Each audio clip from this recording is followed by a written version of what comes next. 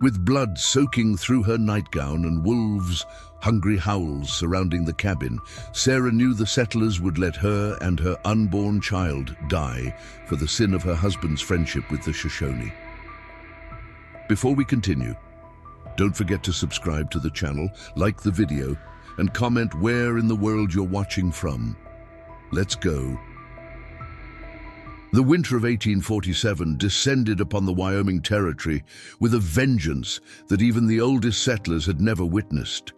Snow fell in sheets so thick they erased the horizon, turning the world into an endless expanse of white that stretched from earth to sky without interruption. The wind howled through the valley like a vengeful spirit, finding every crack in the roughly hewn cabins that dotted the landscape, sending icy fingers through the smallest openings to torment those huddled inside. In one such cabin, perched on the edge of Hawk Valley, Sarah Mitchell stood at the window, one hand pressed against the cold glass, the other resting on her swollen belly. 8 months pregnant, she felt the weight of her child pressing down, a constant reminder of both joy and fear. Her blue eyes, once bright with the adventure of frontier life, now held the weariness of a woman who had begun to understand the true cost of dreams. "You can't go," she said, her voice steady despite the tremor in her heart. "But not with this storm bearing down." James Mitchell pulled his woolen coat tighter, adjusting the frayed collar against his neck. His face, weathered beyond his 30 years, creased with worry lines that matched the furrows of their failed autumn harvest. "We're down to the last of the flour and salted pork," he replied, checking the powder in his rifle. "The baby will come soon, and we need supplies. Doctor, Collins said you'll need proper food and medicine after the birth." Sarah turned from the window, the floorboards creaking beneath her feet. Their cabin, though small, had been built with care, a sanctuary they'd carved from wilderness over 2 grueling years. The main room served as kitchen and living area, with a stone fireplace dominating one wall. A rough wooden table and 2 chairs sat in the center, while their bed occupied a corner, partially hidden by a faded curtain. Dried herbs hung from the rafters, and shelves lined with precious books and household items covered another wall. "The settlement is nearly a day's ride in good weather," she argued. "In this storm, it could take twice as long." James crossed the room and took her hands in his. His were rough and calloused, hers chapped from lye, soap, and cold water. "I'll be back before you know it," he promised. 3 days, no more. Mrs. Abernathy said she'd check on you tomorrow." Sarah nodded, swallowing the lump in her throat. The Abernathys were their closest neighbors, though close meant a 2-mile trek through dense forest. Old and childless, the couple had welcomed the Mitchells when they first arrived, unlike many in the settlement who viewed newcomers with suspicion. "I've left enough wood to keep the fire going," James continued, his voice taking on the practical tone he used when worry threatened to overcome him. "Keep the rifle loaded and by the door. Though I doubt even the wolves would venture out in this weather." As if summoned by his words, a long, mournful howl echoed from the distant tree line. Sarah shivered, not from cold, but from primal fear. The wolf packs had grown bolder this winter as game grew scarce. Just last week, the Hendersons had lost 2 sheep to the predators. "Just hurry back," she whispered, leaning into his embrace as much as her belly would allow. 20 miles away, in a sheltered valley unknown to most settlers, a Hote knelt beside his small fire, carefully feeding it twigs to maintain the flame without creating smoke that would rise above the tree line. At 23, his face still held youth, but his eyes carried the weight of a man who had witnessed the slow erasure of his world. He had separated from his band 3 days earlier, seeking solitude after the burial of his grandmother, Kanti, the tribe's healer and keeper of ancient knowledge. Her passing left a void, not just in his heart, but in the collective wisdom of his people. As the one she had chosen to inherit her healing practices, Ahote felt the responsibility like a physical weight upon his shoulders. The brutal winter had forced most of his tribe to move farther west, away from the encroaching settlements, but Ahote had remained, drawn by something he couldn't name, perhaps the land itself, which held the bones of his ancestors, or perhaps the knowledge that this territory, once traveled freely by the Shoshone for countless generations, was where his spirit felt most at home. He pulled his buffalo hide tighter around his shoulders, watching the flames dance. The settlers called this the wolf moon, the time when hunger drove the great packs to hunt with desperate ferocity. His people understood this cycle, this balance of life and death, predator and prey. The settlers feared it, fought against it, never learning to live within its rhythm. Ahote had watched them arrive over the past 5 summers, first a trickle, then a steady stream. They cut trees that had stood for hundreds of years, plowed earth that had never known the bite of metal, and built permanent structures where once only temporary lodges had touched the ground lightly before moving on with the seasons. Some, like the man with the red beard who lived on the edge of the forest, showed respect. He had once found Ahote tracking a wounded deer, and instead of reaching for his gun as most would, had nodded in greeting and continued on his way. Others viewed Ahote and his people as little more than the wolves they feared, obstacles to be removed, threats to be eliminated. A gust of wind scattered snowflakes across his fire, sending a brief hiss through the flames. Ahote looked up at the heavy sky, reading the storm's intentions in the way the clouds moved. This would be a long one, perhaps 3 days of unrelenting snow and wind. Even the most skilled hunter would find it challenging to track game in such conditions. He thought of his people, now camped in the sheltered canyon to the west. They would have prepared well, with stores of dried meat and berries, furs and hides to keep warm. But this winter had stretched resources thin, and the sickness that had taken his grandmother had weakened others as well. Ahote made his decision. He would hunt through the storm, taking advantage of the fact that deer and elk would be forced to seek shelter in predictable places. If successful, he would bring the meat back to his people, a gift in honor of Kanti's memory. As he packed his few belongings and extinguished his fire, Ahote felt a strange sensation, like a voice carried on the wind, calling him eastward rather than west toward his tribe. He stood still, listening not with his ears, but with something deeper. His grandmother had taught him to trust these feelings, these whispers from the world beyond the visible one. East would take him closer to the settlers' cabins, a risk he rarely took. But the pull was undeniable, and Ahote had learned long ago that to ignore such signs was to invite misfortune.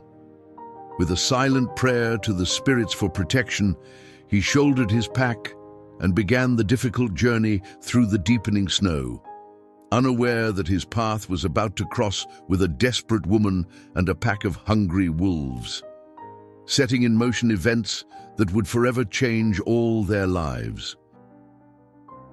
Dawn broke reluctantly the next morning, the sun a pale ghost behind thick clouds that continued to disgorge snow upon the silent landscape. James had departed before first light, pressing a lingering kiss to Sarah's forehead before mounting his horse and disappearing into the grey void of the storm. She had stood in the doorway until the cold forced her back inside, watching his figure grow smaller until it was swallowed by swirling white. Now, as the day wore on, Sarah moved about the cabin with deliberate purpose, fighting against the silence that threatened to engulf her. She added logs to the fire, watching the flames lick hungrily at the dry pine. She kneaded dough for bread, Wincing as the baby delivered a particularly forceful kick to her ribs, she swept the rough wooden floor, though there was little dust to disturb in the winter-sealed cabin. "Just you and me now, little one," she murmured, resting her palm against her belly. The baby responded with a rolling movement that brought a smile to her lips despite her anxiety. Sarah had grown up in Boston, the daughter of a successful merchant who had spared no expense on her education. She had learned French and Latin, studied literature and mathematics, and was being groomed for marriage into another merchant family when James Mitchell walked into her father's store 5 years ago. James had been different from the polished young men of Boston society. His clothes were practical rather than fashionable, his manner direct instead of formal. He spoke of the Western Territories with such passion, describing vast skies and untamed wilderness with the reverence others reserved for cathedrals. Sarah had been captivated, not just by his descriptions, but by the freedom they promised. 3 months later, against her father's vehement objections, they were married. Another 6 months, and they were on a wagon train heading west. The reality of frontier life had been harsher than either had anticipated. Their first winter had nearly broken them, with food so scarce that Sarah had lost the baby she'd been carrying. The second year had brought a better harvest, but also increased tension with some of the settlers, who viewed James's attempts to trade fairly with the native tribes as a betrayal of his own kind. "Your father is a brave man," she told her unborn child, rubbing slow circles over her abdomen. "He believes people should be judged by their actions, not where they come from or what they look like." A sharp crack from outside startled her from her reverie. Sarah moved to the window, peering through the glass that had frosted over despite the fire's warmth. A branch had broken under the weight of snow and fallen near the woodpile. But as she turned to resume her chores, a movement at the edge of the clearing caught her eye. At first, she thought it might be James returning, though logic told her it was far too soon. Then she saw it, a large grey wolf, lean and hungry-looking, emerging from between the trees. It paused, nose lifted to the air, testing the scents carried on the wind. Behind it, partially obscured by falling snow, more shapes moved in the shadows. Sarah's heart hammered against her ribs. She stepped back from the window, her hand automatically reaching for the rifle James had left propped beside the door. Her fingers closed around the cool metal, and she checked that it was loaded as James had taught her. 5 shots, not enough if the entire pack decided to attack, but perhaps enough to scare them off. The hours crawled by with excruciating slowness. The wolves did not advance further into the clearing, but neither did they retreat. They paced along the tree line, occasionally vanishing into the forest only to reappear in another location, as if testing the boundaries of their potential hunting ground. Sarah kept watch, moving from window to window, the rifle always within reach. As dusk approached, bringing with it a deeper cold, Sarah felt the first twinge of pain, low in her back. She dismissed it initially as the discomfort of standing too long, but when it returned, 10 minutes later, sharper and more insistent, she recognized it for what it was. "Not now," she whispered, bracing herself against the table as another spasm gripped her. "You're supposed to wait for your father." The baby, oblivious to her plea, continued its determined journey. Sarah tried to recall everything the midwife had told her during her visits, how to time the pains, when to start preparing for the birth, what to do if she found herself alone. That last part had been mentioned as a remote possibility, not a likely scenario, and certainly not one complicated by a pack of wolves. Outside, the daylight was fading rapidly, transforming the wolves into sinister silhouettes against the snow. Their movements seemed more purposeful now, less like random patrolling and more like coordinated hunting. Sarah counted 7 distinct shapes, though there might have been more hidden by the trees or the gathering darkness. Miles away, a Hote pushed forward through the deepening snow, guided by an urgency he couldn't explain. The sensation that had pulled him eastward had only grown stronger throughout the day, evolving from a vague feeling to a clear directive. Something or someone needed him, and the spirits were ensuring he would not miss the signs. He had traveled paths unknown to most settlers, ancient Shoshone routes that wound through hidden valleys and narrow passes. Even in the grip of winter's fury, these trails offered slightly easier passage than the exposed plains or the dense forest. Still, progress was slow and physically demanding, each step a battle against nature's determination to keep him stationary. As twilight descended, Ahote found himself on a ridge overlooking a small clearing. Through gaps in the swirling snow, he could make out a cabin, smoke rising from its chimney in a thin, determined line. But what captured his attention was the pack of wolves circling the structure with predatory patience. Ahote knew these wolves. They were led by a scarred male his people called Shadow Walker, a cunning predator who had learned to target human settlements during harsh winters when wild game grew scarce. Most wolves avoided humans, but hunger and opportunity had taught this pack different lessons. He watched as one wolf, bolder than the others, approached the cabin's door, sniffing at the base where human scent would be strongest. Another tested the integrity of a window, scratching at the frame with powerful paws. They were seeking weakness, an entry point, driven by hunger that overrode natural caution. Ahote's decision was made in an instant. He would not watch humans, even settlers, fall prey to wolves if he could prevent it.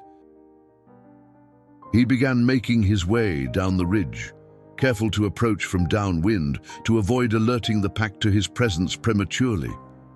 In the settlement 20 miles away, James Mitchell stood in the general store, his frustration mounting as the proprietor, D. Harold Wilson, deliberately took his time weighing out flour for another customer. James had arrived after a grueling journey through the storm, his clothes frozen to his body, his face raw from the wind, only to be met with the same cold reception he'd grown accustomed to from certain elements of the settlement. "I hear your wife's expecting," said Wilson finally, not looking up as he measured coffee beans into a paper sack. "Must be due any day now." "That's right," James replied, trying to keep his tone neutral. "And that's why I need to get these supplies and head back as soon as possible." Wilson nodded slowly, still not meeting James's eye. "Shame Dr. Collins isn't around. Went to visit his daughter in Cheyenne last week. Won't be back for at least another 5 days, weather permitting." James felt a chill that had nothing to do with his damp clothes. Without the doctor, Sarah would have to rely on Mrs.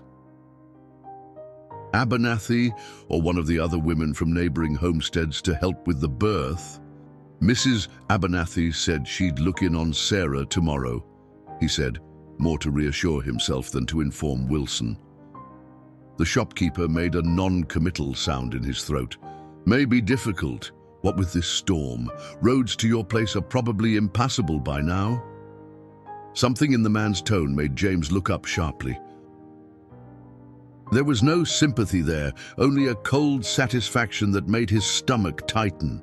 "What exactly are you saying, Mr. Wilson?" The older man finally met his gaze, his pale eyes flat and unreadable. "Just stating facts, Mitchell. You chose to build out there, away from decent folk, close to Indian territory. Choices have consequences." James felt heat rise to his face, anger pushing against the control he'd maintained for so long. Decent folk. You mean people who'd let a woman face childbirth alone because they don't approve of her husband's politics? Wilson's expression hardened. We don't take kindly to Indian lovers in this settlement, Mitchell. Never have. You made your bed when you started trading with those savages, treating them like they're the same as us. James's hand tightened on the counter's edge until his knuckles turned white. My wife needs help. Whatever quarrel you have with me isn't just with you, Wilson interrupted. Word gets around. Your wife's been seen giving medicines to that Shoshone woman last summer, teaching her to read, some say. That true? James said nothing, but his silence was confirmation enough. Like I said, Wilson continued, finally beginning to gather the items on James's list, though with deliberate slowness. Choices have consequences. You'd do well to remember that. Night had fully descended upon the cabin, bringing with it a darkness so complete it seemed to devour the very concept of light. Inside, Sarah moved from window to window, a candle in one hand, the rifle in the other. The wolves had grown bolder with the coming of night, venturing closer to the cabin, their howls, once distant and ethereal, now sharp and immediate. Another contraction seized her, stronger than the last, forcing her to brace against the wall until it passed. They were coming faster now, barely 15 minutes apart. Too soon, she thought. The baby wasn't due for another 3 weeks. Please wait, she whispered, though she knew the plea was futile. Her body had its own wisdom, its own timing, indifferent to the dangers that surrounded her. A sudden thump against the door made her jump. Sarah raised the rifle, aiming at the wooden planks that now shuddered under the weight of something large pressing against them. The bar across the door held, but for how long? Another impact, this time at the window, a dark shape leaping up, claws scrabbling against the glass. The pane cracked but didn't break. Sarah's breathing quickened, each exhale forming a small cloud in the increasingly cold air. The fire was dying down, but she dared not turn her back on the windows and door to add more wood. The temperature in the cabin was dropping rapidly, and with it, her chances of survival, both hers and her child's. She thought of James, probably still at the settlement, unaware of the desperation unfolding in his absence. Would he find her body come morning, torn apart by wolves? Would he arrive to discover his child had been born only to freeze or starve because its mother couldn't protect it? No, she said aloud, her voice stronger than she felt. That's not going to happen. Sarah moved carefully to the fireplace, keeping the rifle trained on the door. She managed to add 2 logs with her free hand, poking at the embers until they caught.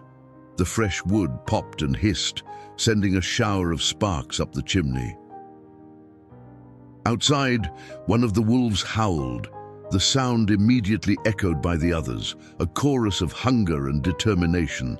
A particularly vicious contraction doubled her over, forcing a gasp from her lips. Sarah lowered herself to her knees, the rifle clattering to the floor beside her. The pain was overwhelming, radiating from her back to her abdomen in waves that seemed to have no end. When it finally subsided, she found herself on all fours, forehead pressed against the rough wooden floor, tears streaming down her face. I can't do this alone, she whispered, a confession meant for no one but heard by the spirits that Ahote had invoked before beginning his journey. As if in response, a new sound cut through the night, not the howl of a wolf, but a human shout. Sarah raised her head, uncertain if she had imagined it. Then it came again, followed by the distinctive growls of wolves responding to a threat. With tremendous effort, Sarah pulled herself to her feet and made her way to the window. Through the cracked glass, she could make out a figure moving at the edge of the clearing, a man, not James, wielding what appeared to be a flaming torch in one hand and something else, a knife or hatchet in the other. The wolves had turned their attention to this new threat, some advancing toward him, while others maintained their positions near the cabin. The man, She could see now that he was Native American, dressed in furs and leather, swung the torch in wide arcs, keeping the closest wolves at bay. But he was outnumbered, and the pack was spreading out to surround him. Even as she watched, one wolf darted in from the side, jaws snapping at the man's leg.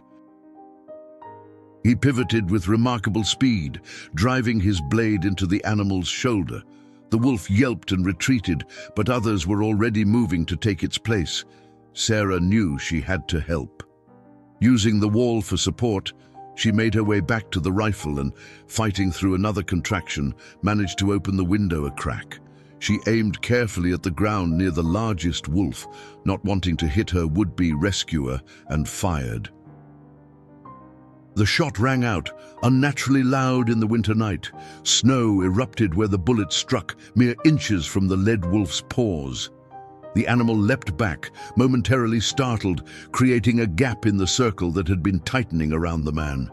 He seized the opportunity, sprinting toward the cabin with a speed that belied the deep snow. The wolves recovered quickly, giving chase, but the man had already crossed half the distance to the cabin. Sarah struggled to the door, lifting the heavy bar with arms that trembled from exertion and fear. She managed to pull it open just as he reached the porch steps. "Inside!" he shouted in English, though the accent was thick. "Quick!" Sarah stumbled back, making room for him to enter. He practically dove through the doorway, then spun around to slam it shut just as the first wolf reached the porch. The bar fell back into place with a solid thunk, and not a moment too soon, the entire door shook as multiple heavy bodies collided with it from the outside. For a moment, they both stood there, breathing heavily, assessing one another in the firelight. He was younger than she had first thought, perhaps in his early 20s, with intelligent eyes and a face that, despite its current expression of wariness, suggested a natural tendency toward gentleness. A long cut ran down his left forearm, bleeding sluggishly. "You're hurt," Sarah said, gesturing to his arm. Before he could respond, another contraction hit, more powerful than any before. Sarah cried out, doubling over, her knees buckling beneath her. The man moved with surprising speed, catching her before she hit the floor. He helped her to the bed in the corner, his strong hands surprisingly gentle. "Baby coming," he said, his expression shifting from wariness to concern. "When husband return?" "Not until tomorrow, at the earliest," Sarah gasped as the contraction subsided. "The storm, he went for supplies, didn't know the baby would come early." The man nodded, his face solemn. "I am a Hote." "I help." "Sarah Mitchell," she replied, then added with a weak attempt at humor, "though I suspect formalities are a bit unnecessary under the circumstances." Ahote's lips curved slightly, the closest thing to a smile she'd seen from him. "Yes, unnecessary." Outside, the wolves continued their assault on the cabin, scratching and throwing themselves against the door and windows. One had found a weak point near the back wall where the chinking between logs had crumbled away, leaving a small gap. Claws scraped against the opening, working to widen it. Ahote noticed it too. He moved quickly to the fireplace, grabbing a burning log by its unlit end. With methodical efficiency, he went to each window, checking its integrity, then to the suspicious section of wall. He pressed the flaming end of the log near the gap, and a yelp from outside confirmed a wolf had been deterred, at least temporarily. "Not safe here," he said, returning to Sarah's side. "Wolves hungry, desperate. They find way in before morning." "Where can we go?" Sarah asked, fighting to keep her voice steady. "I can barely walk, let alone travel through snow and wolves." Ahote was silent for a moment, his eyes distant as he considered their options. Finally, he nodded, a decision made. "I know place. Hidden, not far. Wolves not find." "But how will we get there? They're surrounding us." Ahote moved to the window, peering out into the darkness. Wait for right moment, then move fast. He turned back to her, his expression serious. You trust, Sarah studied him. This stranger who had risked his life to reach her cabin. There was something in his eyes, a depth of character that resonated with her own sense of what mattered in this world. James would trust him, she thought, and right now he was her only hope. Yes, she said simply, I trust you. Across the settlement, James Mitchell paced the floor of the small boarding house room, his mind racing with worry. The storm had intensified throughout the day, making travel impossible. The proprietor, Mrs. Dalton, had reluctantly offered him a room for the night, though her manner made it clear she was doing so out of Christian duty rather than genuine hospitality. James moved to the window, wiping away the frost that had accumulated on the inside of the glass. The street below was invisible beneath the snow, and the few buildings that made up the settlement's main street were mere dark shapes against the white backdrop. No one would be traveling in this weather, not him, not Dr. Collins, and certainly not any of the neighbors who might otherwise have checked on Sarah. A knock at his door interrupted his troubled thoughts. He opened it to find Mrs. Dalton standing there, a steaming mug in her hands. I thought you might want some tea, she said, her tone softer than it had been earlier. Can't sleep with all that pacing. I'm sorry, James said, accepting the mug. I'm worried about my wife. She's alone. And I heard, Mrs. Dalton interrupted. Look, Mr. Mitchell, I don't agree with everything you've done. Most folks around here don't. But leaving a woman alone in her condition, she shook her head. It ain't right. James sipped the tea, the warmth spreading through his chest. Thank you for saying so. Mrs. Dalton hesitated, then said, My brother Caleb has a place about 5 miles from yours. I could send word, ask him to check on her when the storm lets up a bit. Hope flickered in James's chest. I would be very grateful. Can't promise he'll go, she warned. He's got his own family to think of. But I'll ask. After she left, James returned to the window, cradling the mug between his palms. It was a small kindness, but it reminded him that even here, among people who viewed him with suspicion or outright hostility, humanity could still prevail. He thought of Sarah, alone in their cabin, and prayed she was safe. The baby wasn't due for weeks yet, but first births were unpredictable. If something happened, if she needed help and no one came, he would never forgive himself for leaving. Hold on, he whispered against the frosted glass. Just hold on until I get back. Ahote moved with quiet efficiency around the cabin, gathering supplies into a deerskin satchel he wore across his chest.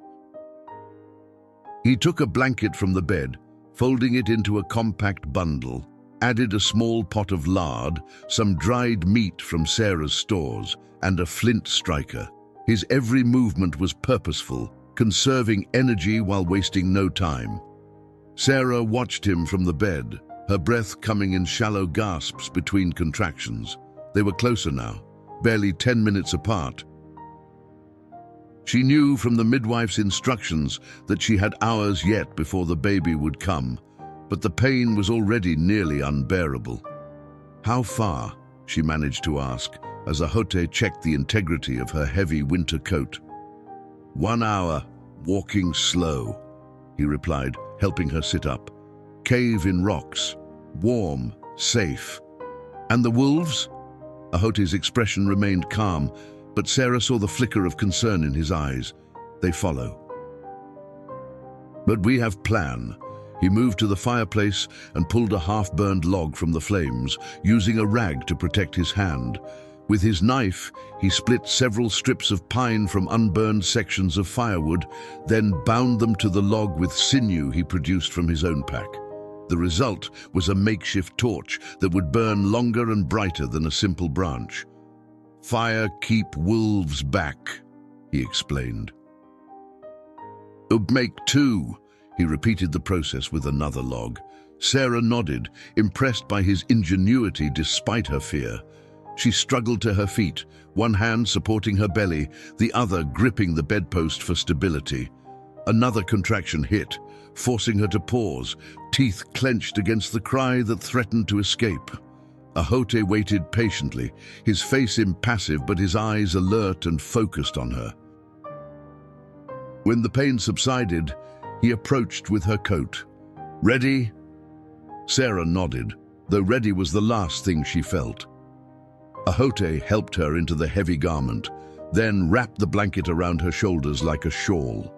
He handed her one of the torches, keeping the other for himself, and retrieved her rifle, slinging it across his back alongside his own bow and quiver. "Stay close," he instructed. "When I say run, you run. Understand?" "Yes," Sarah replied, her voice steadier than she expected. "I understand." Ahote moved to the window, peering through a crack in the shutters. The wolves had spread out around the cabin, some still scratching at the door and walls, others lying in the snow, yellow eyes fixed on the structure, waiting. He studied their positions, formulating a plan. "Back door," he said finally. "3 wolves there, others front. We surprise, then run for trees." He pointed southeast, where the forest thickened. "Stay together, no stopping." Sarah took a deep breath, mentally preparing herself for what was to come. She thought of her child, of James, of the life they had built and the future they had dreamed of. Fear still coursed through her, but alongside it now ran determination, a fierce, maternal instinct to survive at all costs. "I'm ready," she said again, and this time she meant it. Ahote led her to the cabin's rear door, a smaller entrance they rarely used in winter. He placed his torch in her free hand, then positioned himself to lift the bar. Their eyes met, a moment of silent communication passing between them, trust given and accepted. With a quick motion, Ahote lifted the bar and pushed the door open. Cold air rushed in, along with the startled growls of the wolves positioned outside. Before the animals could react, Ahote had retrieved his torch from Sarah and leapt through the doorway, swinging the flaming brand in a wide arc that drove the nearest wolves back. "Now!" he shouted, and Sarah rushed through the door, her own torch extended before her like a shield. The snow was deep, nearly to her knees, making each step an effort. Ahote stayed beside her, one hand holding his torch high, the other gripping her elbow to steady her when she faltered. Behind them, wolves recovered from their initial surprise and began to pursue, their powerful bodies cutting through the snow with far greater ease than the humans they hunted. "Faster," Ahote urged, his voice low but intense. Sarah pushed herself, ignoring the burning in her legs and the weight of her belly. They reached the tree line just as a contraction hit, nearly doubling her over. Ahote supported her weight, continuing to move them forward even as she gasped with pain. "Keep going," he said. "Not safe yet." Through the trees they went, following a path only Ahote could see. The wolves followed, their howls echoing through the forest, but the dense underbrush and fallen logs slowed them somewhat, buying the fleeing pair precious time. 20 minutes into their desperate journey, Sarah felt warm liquid running down her legs. Her water had broken. The realization brought both terror and a strange calm. There was no turning back now, no delaying the inevitable. Her child was coming, whether they reached safety or not. "Ahote!" she gasped, clutching his arm. "The baby! It's coming soon." He glanced at her, taking in her condition with a quick, assessing look. Close now. Very close. They pushed on, the sound of pursuit sometimes fading, sometimes growing alarmingly near. Twice they stopped while Ahote used the torches to drive back wolves that had gotten too close, the animals darting away from the flames but never retreating completely. Finally, after what seemed like hours, but was perhaps only 40 minutes, the terrain began to change. The forest thinned, giving way to a rocky outcropping that rose from the snow like the spine of some ancient beast. Ahote led Sarah along its base until they reached a narrow opening, barely visible unless one knew exactly where to look. "Here," he said, guiding her toward the gap in the rock. "Bend low." Sarah ducked her head, squeezing through the tight entrance. Inside, the space opened up considerably. A cave perhaps 15 feet deep and 10 feet wide at its largest point. The floor was surprisingly dry, covered with a layer of sand and small stones rather than snow or mud. Ahote followed her in, immediately setting to work. He placed his torch in a natural holder formed by a protruding rock, then took Sarah's and did the same. The flickering light revealed that the cave was not entirely natural. Small niches had been carved into the walls, containing bundles of dried herbs, clay pots, and other supplies. "Your place?" Sarah asked, easing herself down onto a flat rock. Ahote nodded. "Sacred place. Healing place." He gestured to the items stored in the niches. "Grandmother teach." "I learn you're a healer," Sarah realized, remembering James mentioning that the Shoshone had skilled medicine men and women. "Learning still," Ahote replied, a hint of sadness crossing his features. "Grandmother died last moon. Much knowledge with her." Sarah wanted to offer condolences, but another contraction seized her, this one so powerful she couldn't suppress a cry of pain. Ahote was at her side instantly, supporting her as she rode out the wave of agony. "Baby very soon," he said when she could breathe again. "Need prepare." While Sarah recovered, Ahote began transforming the cave into a birthing space. He pulled furs and woven blankets from a storage niche, creating a soft pallet on the driest, flattest part of the cave floor. He set water to warm in a small clay pot, placing it near the flames of one torch. From various bundles, he selected herbs, crushing some between his fingers and setting others aside. Outside, the wolves had tracked them to the cave entrance, but the narrow opening prevented them from entering. Their frustrated howls and scratching could be heard, but the sounds were muffled by the thick rock walls, creating an illusion of safety that Sarah gratefully embraced. "Why are you helping me?" she asked as Ahote worked. "The most people from the settlement wouldn't help one of your people." Ahote continued his preparations, his back to her as he arranged his medicines. "My grandmother say, life sacred, all life, not Shoshone life only, not white life only, all life." He turned to face her, his expression solemn. "You need help, I help." Sarah nodded, touched by the simple wisdom. "Your grandmother sounds like a wise woman." "Wisest," Ahote agreed, a genuine smile briefly illuminating his face before another contraction claimed Sarah's attention. This one was different, longer, more intense, accompanied by a powerful urge to push. Sarah gasped, her hands clutching at the rock beneath her. "It's time," she managed between clenched teeth. "The baby's coming now." Ahote helped her move to the pallet he had prepared, easing her out of her heavy coat and arranging the blankets around her for both warmth and modesty. His movements were efficient but gentle, his manner respectful yet confident. He placed bundles of herbs near her head, and Sarah detected scents of sage, cedar, and something sweet she couldn't identify. "Medicine," he explained, noticing her interest. "For strength." "For protection," he touched her forehead lightly. "For pain."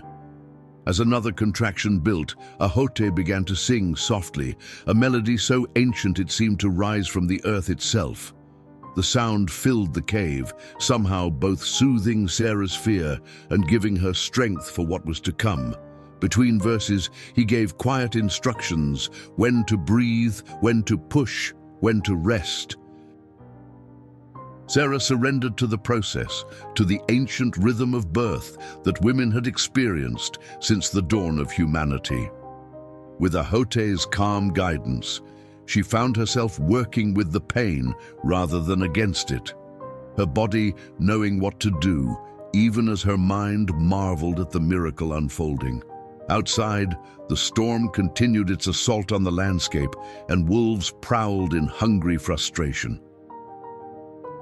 But within the cave, warmed by torchlight and protected by stone walls that had witnessed countless seasons, a new life prepared to enter the world, a life that would forever connect two people from vastly different worlds.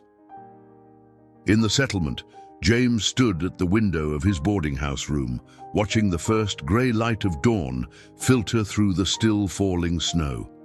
He had not slept, his mind too full of worry and regret. The storm showed no signs of abating, though it had settled into a steady snowfall rather than the raging blizzard of the previous day. Mrs. Dalton knocked softly at his door, bringing a plate of biscuits and a cup of coffee. "My brother's going to try to reach your place today," she said without preamble. "Says he'll leave as soon as he's got his horse ready." Relief washed over James. "Thank you.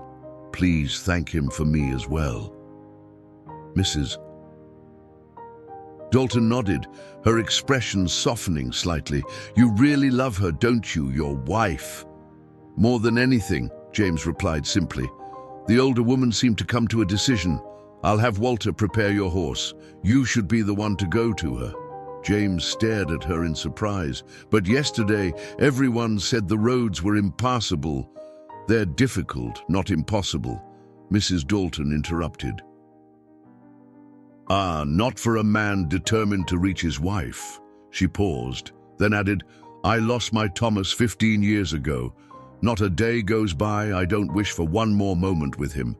Some things are worth the risk, Mr. Mitchell."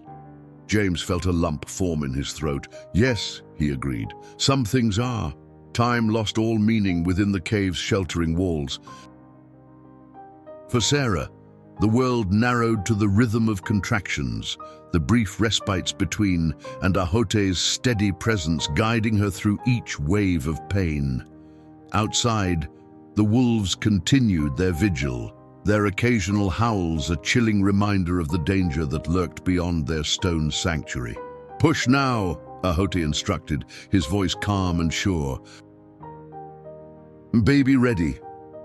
Sarah bore down with all her strength, a primal sound escaping her throat as she fought to bring her child into the world.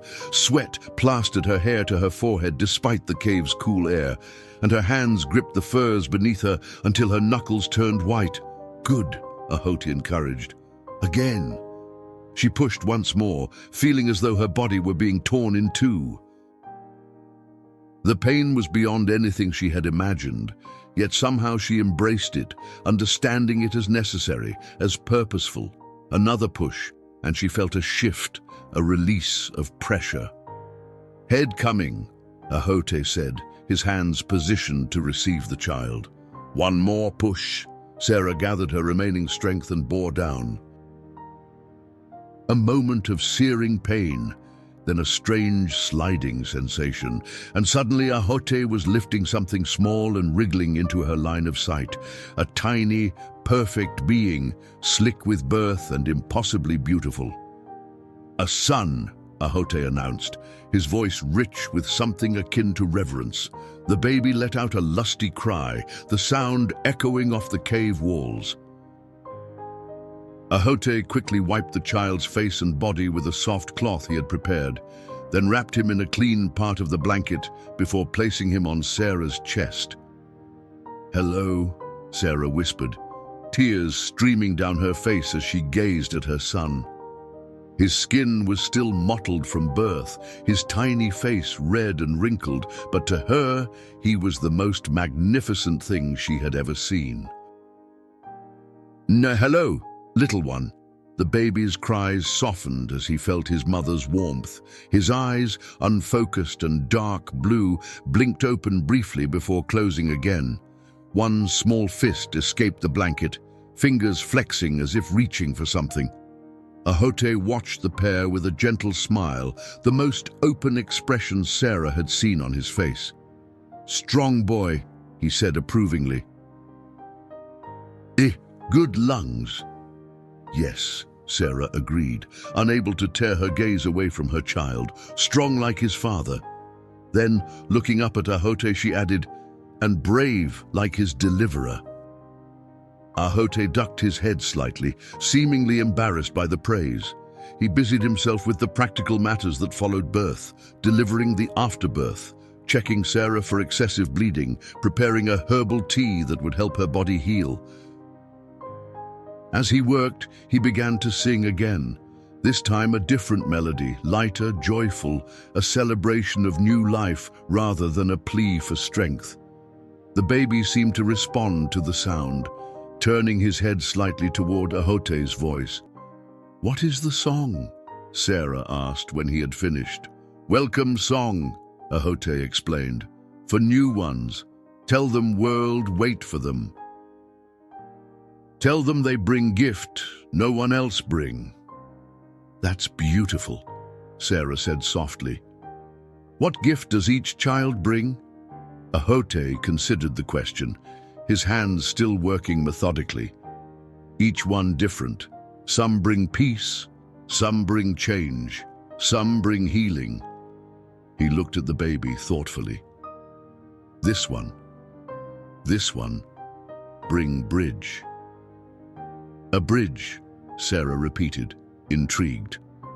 Ahote nodded. "Between worlds. Between peoples." He made a gesture that encompassed Sarah, himself, and the baby.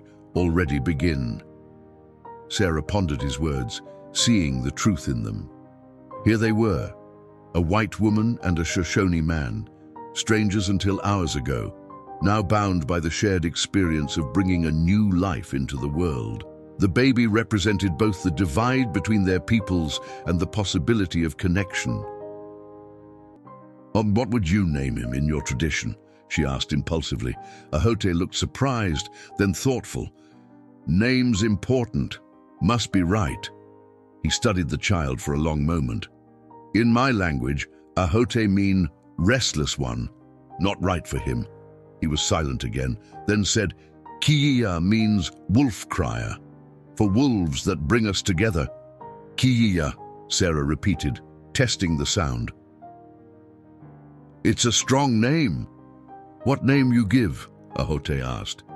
Sarah had discussed names with James, of course. They had settled on William if it was a boy, after her father, hoping the gesture might heal the rift that had formed when she married against his wishes. But now, in this cave, with this man who had risked everything to save her and her child, different considerations seemed important. "I think," she said slowly, "that he should carry both worlds with him, James after his father, and—" She hesitated, then met Ahote's gaze directly, "and Ahote after the man who delivered him safely into this world." Ahote's eyes widened, a complex emotion crossing his features. "You honor me," he said finally, his voice lower than usual. "But name is sacred, must be earned." "You have earned it," Sarah replied firmly. "Many times over." Before Ahote could respond, a particularly loud howl from outside drew their attention. It was followed by several others, the sounds overlapping in a cacophony that suggested excitement or agitation. "Something change," Ahote said, moving to the cave entrance. He peered through the narrow opening, his body tense. Wolves moving. Something coming! Sarah tightened her hold on her son, fear returning like a cold wind after the warm interlude of the birth. What is it? Can you see? Ahote remained at the entrance, straining to see through the limited view afforded by the narrow opening. Man on horse, he reported after a moment, moving fast, wolves following. Sarah's heart leapt. James, she breathed. It must be James. Miles away, James Mitchell urged his exhausted horse forward through snow that reached the animal's chest in some places. The going was painfully slow, each mile a battle against nature's determination to keep him from his destination. The supplies he had managed to purchase were secured behind him, though they seemed increasingly irrelevant compared to his need to reach Sarah.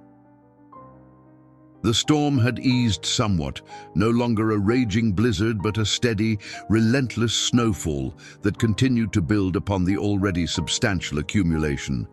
Visibility remained poor, but James knew these lands intimately after 2 years of working them. He could navigate by landmarks half buried in snow, the distinctive bend of a creek, the silhouette of a lightning-struck tree, the gentle rise of a hill.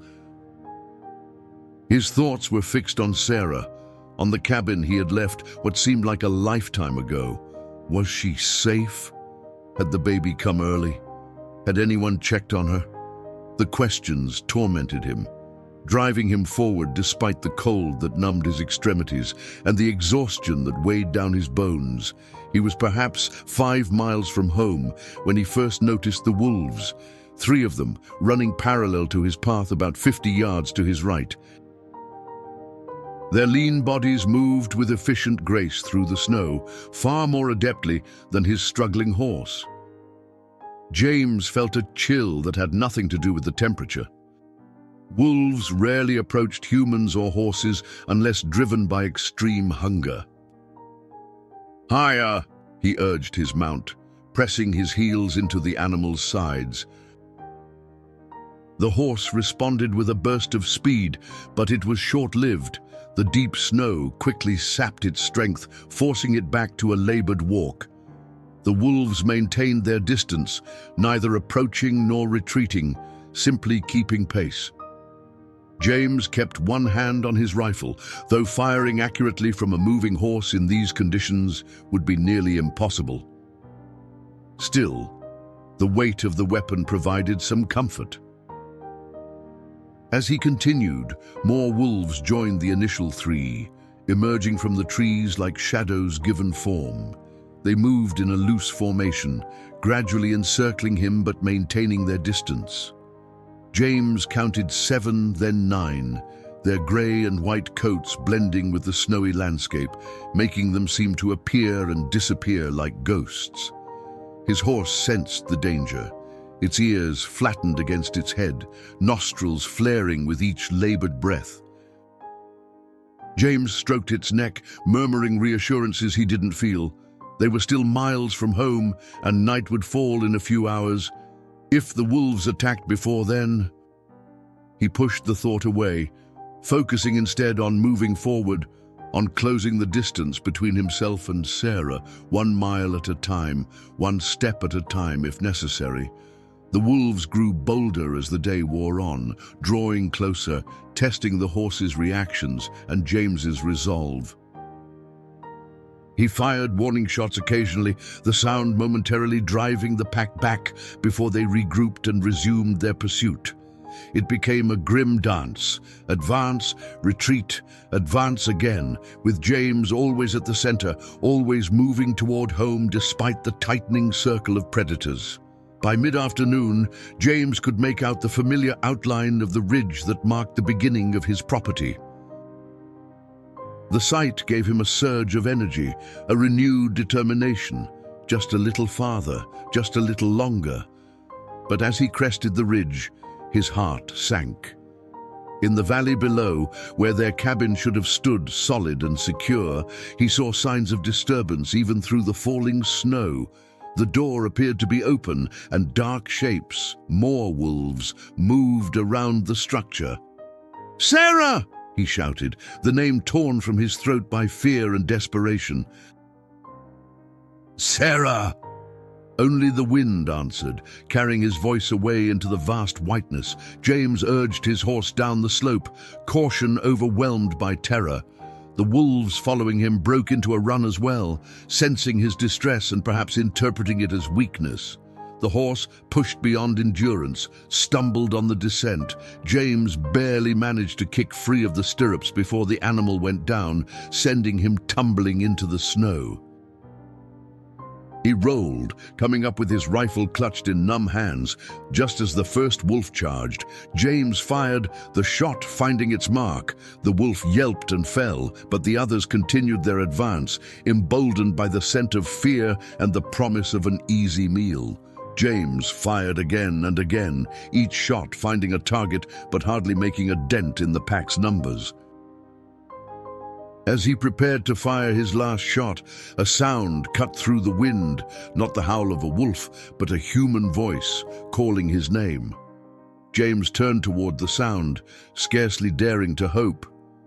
At the edge of the clearing stood a figure, no, two figures, emerging from the tree line. One was clearly Sarah, bundled in her winter coat, something clutched to her chest.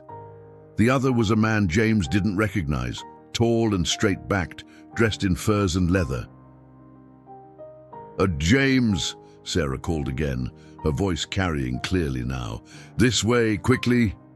James fired his final shot at the nearest wolf, buying himself precious seconds to sprint toward his wife and the stranger. The man stepped forward, raising what appeared to be a flaming torch in one hand and a knife in the other, positioning himself between the wolves and James. As James reached them, breathless and shaking with relief and exertion, Sarah threw one arm around him, the other still cradling a small bundle against her body. "You're alive," James gasped. "Thank God, you're alive." "Yes," Sarah replied, tears streaming down her face. "We both are. James, meet your son." She shifted the bundle, revealing the tiny face of a newborn, eyes closed in sleep despite the commotion. James stared in wonder, momentarily forgetting the wolves, the cold, the danger. "My son," he whispered, reaching out a trembling hand to touch the baby's cheek. "When? How?" "There is time for stories later," the stranger interrupted, his eyes still fixed on the wolves that were regrouping after the gunfire. "And now we must reach safety," James nodded, finally turning his attention to the man who stood with such calm authority beside his wife and child. "Who are you?" "This is Ahote," Sarah said, her voice filled with emotion. "He saved us, James. He saved us both." The world had narrowed to a desperate triangle, 3 adults, a newborn child, and a circle of wolves whose patience was quickly evaporating with the fading daylight. James stood shoulder to shoulder with Ahote, both men facing outward, creating a human barrier between the predators and Sarah, who cradled the baby against her chest. "The cave," Ahote said, his voice low but clear despite the wind. "We go back. Safer there." James nodded, taking his wife's arm to support her. He could see the exhaustion etched in every line of her face, the way she swayed slightly even while standing still. That she was on her feet at all after giving birth seemed miraculous, or a testament to her extraordinary strength. "Can you make it?" he asked Sarah softly. "I have to," she replied, her gaze steady, despite her evident fatigue. "We all do." James turned to Ahote, struck by the calm efficiency in the younger man's movements as he assessed the wolves, positions, and adjusted his grip on the torch. There was something in his bearing that commanded respect, not arrogance or bravado, but a quiet confidence born of deep knowledge and self-assurance. "Lead the way," James said. "I'll cover the rear." Ahote nodded once, a look of understanding passing between the men. Without further discussion, they began to move, Ahote in front with the torch held high, Sarah and the baby in the middle, and James bringing up the rear, his rifle reloaded, but with precious few bullets remaining.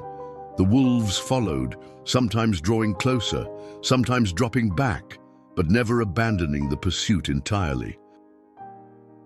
Their behavior was unsettling, more coordinated than James had ever witnessed, as if they operated under the direction of a single intelligence rather than individual instinct. "They're being led," he said aloud, watching the largest wolf, a scarred male with unusual markings, signal to the others with subtle changes in posture. The one with the white patch on his chest. "Shadow Walker," Ahote confirmed without turning around. "Very smart. Very dangerous." They pushed through the snow, each step an effort, especially for Sarah. James could see how she struggled, her breath coming in ragged gasps, her steps becoming increasingly unsteady. Yet she didn't complain, didn't ask to stop. The baby, remarkably, remained quiet, as if somehow sensing the gravity of their situation. After what seemed like hours, but was perhaps only 40 minutes, they reached the base of a rocky outcropping. Ahote led them along its edge until they came to a narrow opening in the stone. James had passed this formation many times while hunting, but had never noticed the cave entrance. So well was it concealed by the natural contours of the rock. "Inside," Ahote directed, holding the torch to illuminate the tight passage. "Sarah first, then baby." Sarah squeezed through the opening, James taking the baby momentarily to make it easier for her. The child squirmed in his arms, blinking up at his father with unfocused eyes. James felt a surge of emotion so powerful it nearly overwhelmed him, love and fear in equal measure, and beneath both, a fierce determination to protect this tiny being at all costs. He passed the baby back to Sarah once she was safely inside, then looked to Ahote, who still stood guard outside. "Together," James said, gesturing for Ahote to precede him. The younger man shook his head. "You go, I hold wolves back." James frowned. "That's suicide. There are too many of them." "No choice," Ahote replied simply. "Opening too small. Wolves catch us halfway through. We trapped." James recognized the logic but couldn't accept the conclusion. "Then we stand together. Two of us have a better chance than one." For a moment, Ahote seemed ready to argue. Then, to James's surprise, a brief smile crossed his face. "Brave man," he said. "Good father." He nodded toward the cave. "Your family need you. I know these wolves. Know this place. Trust me." Before James could respond, Sarah called from inside the cave, her voice tight with fear. "James, the baby's cold. I need help." James hesitated, torn between his responsibility to his family and his unwillingness to abandon the man who had saved them. Ahote made the decision for him, physically turning James toward the cave entrance. "Go," he said firmly. "I follow soon." With a reluctant nod, James squeezed through the narrow opening. Inside, the cave opened up into a space larger than he'd expected, illuminated by a torch set in a natural holder on the wall. Sarah sat on a bed of furs, trying to warm the baby with her body heat while struggling to maintain her own. Her face was alarmingly pale, her lips taking on a bluish tinge. James immediately set to work, locating a second torch and lighting it from the first to increase the warmth in the cave. He found additional furs stored in a niche and wrapped them around Sarah and the baby, then used his body to shield them from the draft coming through the entrance. Outside, he could hear Ahote moving around, accompanied by the growls and occasional yelps of the wolves. Something heavy struck the rock wall, followed by the distinct sound of a body hitting snow. James tensed, ready to rush out if needed, but forced himself to stay put, to trust the man who had already demonstrated such remarkable capability. He delivered our son, Sarah said softly, reading the concern on his face. He fought off wolves to reach the cabin when no one else would come. He got us safely here when the cabin was no longer secure. Her eyes held James's steadily. If anyone can survive out there, it's a Hote. James nodded, accepting her assessment. Tell me everything, he said, settling beside her. From the beginning. As Sarah recounted the events of the past 24 hours, James listened with growing amazement and gratitude. The baby, their son, slept peacefully now, warmed by their combined body heat and the multiple layers of furs. Outside, the sounds of conflict continued, punctuated by Ahote's occasional shouts in his native language. He named him Kiia in his language, Sarah concluded. It means wolf crier. But I told him we would call him Ahote James Mitchell to honor them both. James was silent for a moment, processing all he had heard. Then he gently touched his son's cheek. Ahote James Mitchell, he repeated. A good name, a strong name. You don't mind? Sarah asked, a hint of uncertainty in her voice. I know we had discussed William after my father, but after everything that's happened, your father turned his back on us, James said quietly. This man, a stranger, risked his life for you both. There's no comparison. He smiled, looking down at his son. Besides, I think your father would understand if he knew the whole story, might even approve in his own way. A sudden silence from outside made them both tense. James moved to the cave entrance, peering through the narrow opening.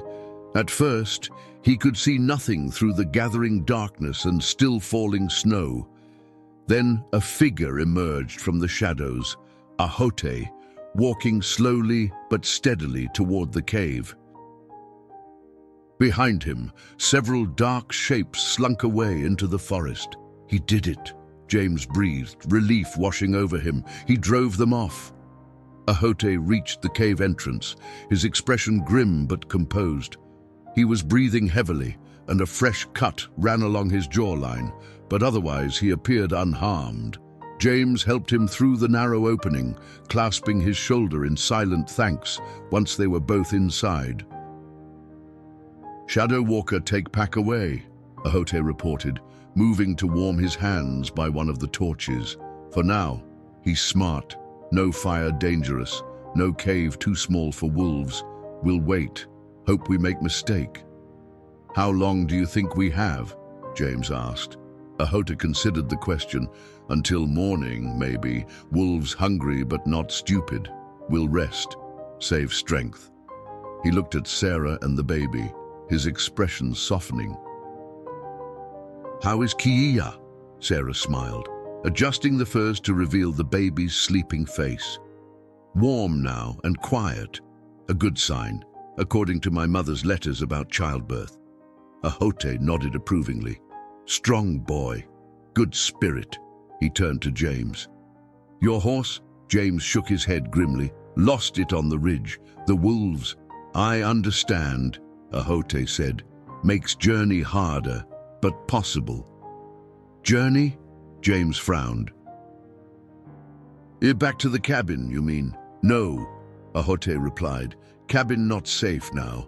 Wolves know your scent. No weakness there. We go to my people's winter camp. 2 days, walk, in good weather. He glanced toward the cave entrance, where snow still fell steadily. Maybe 3 days now. James exchanged a look with Sarah. Can you make it? He asked her. After everything you've been through. Sarah's face was pale with exhaustion, but her eyes remained determined. Do we have a choice? The cabin is compromised. We have no horse, and I've just given birth. We need help, more than the 3 of us can provide alone.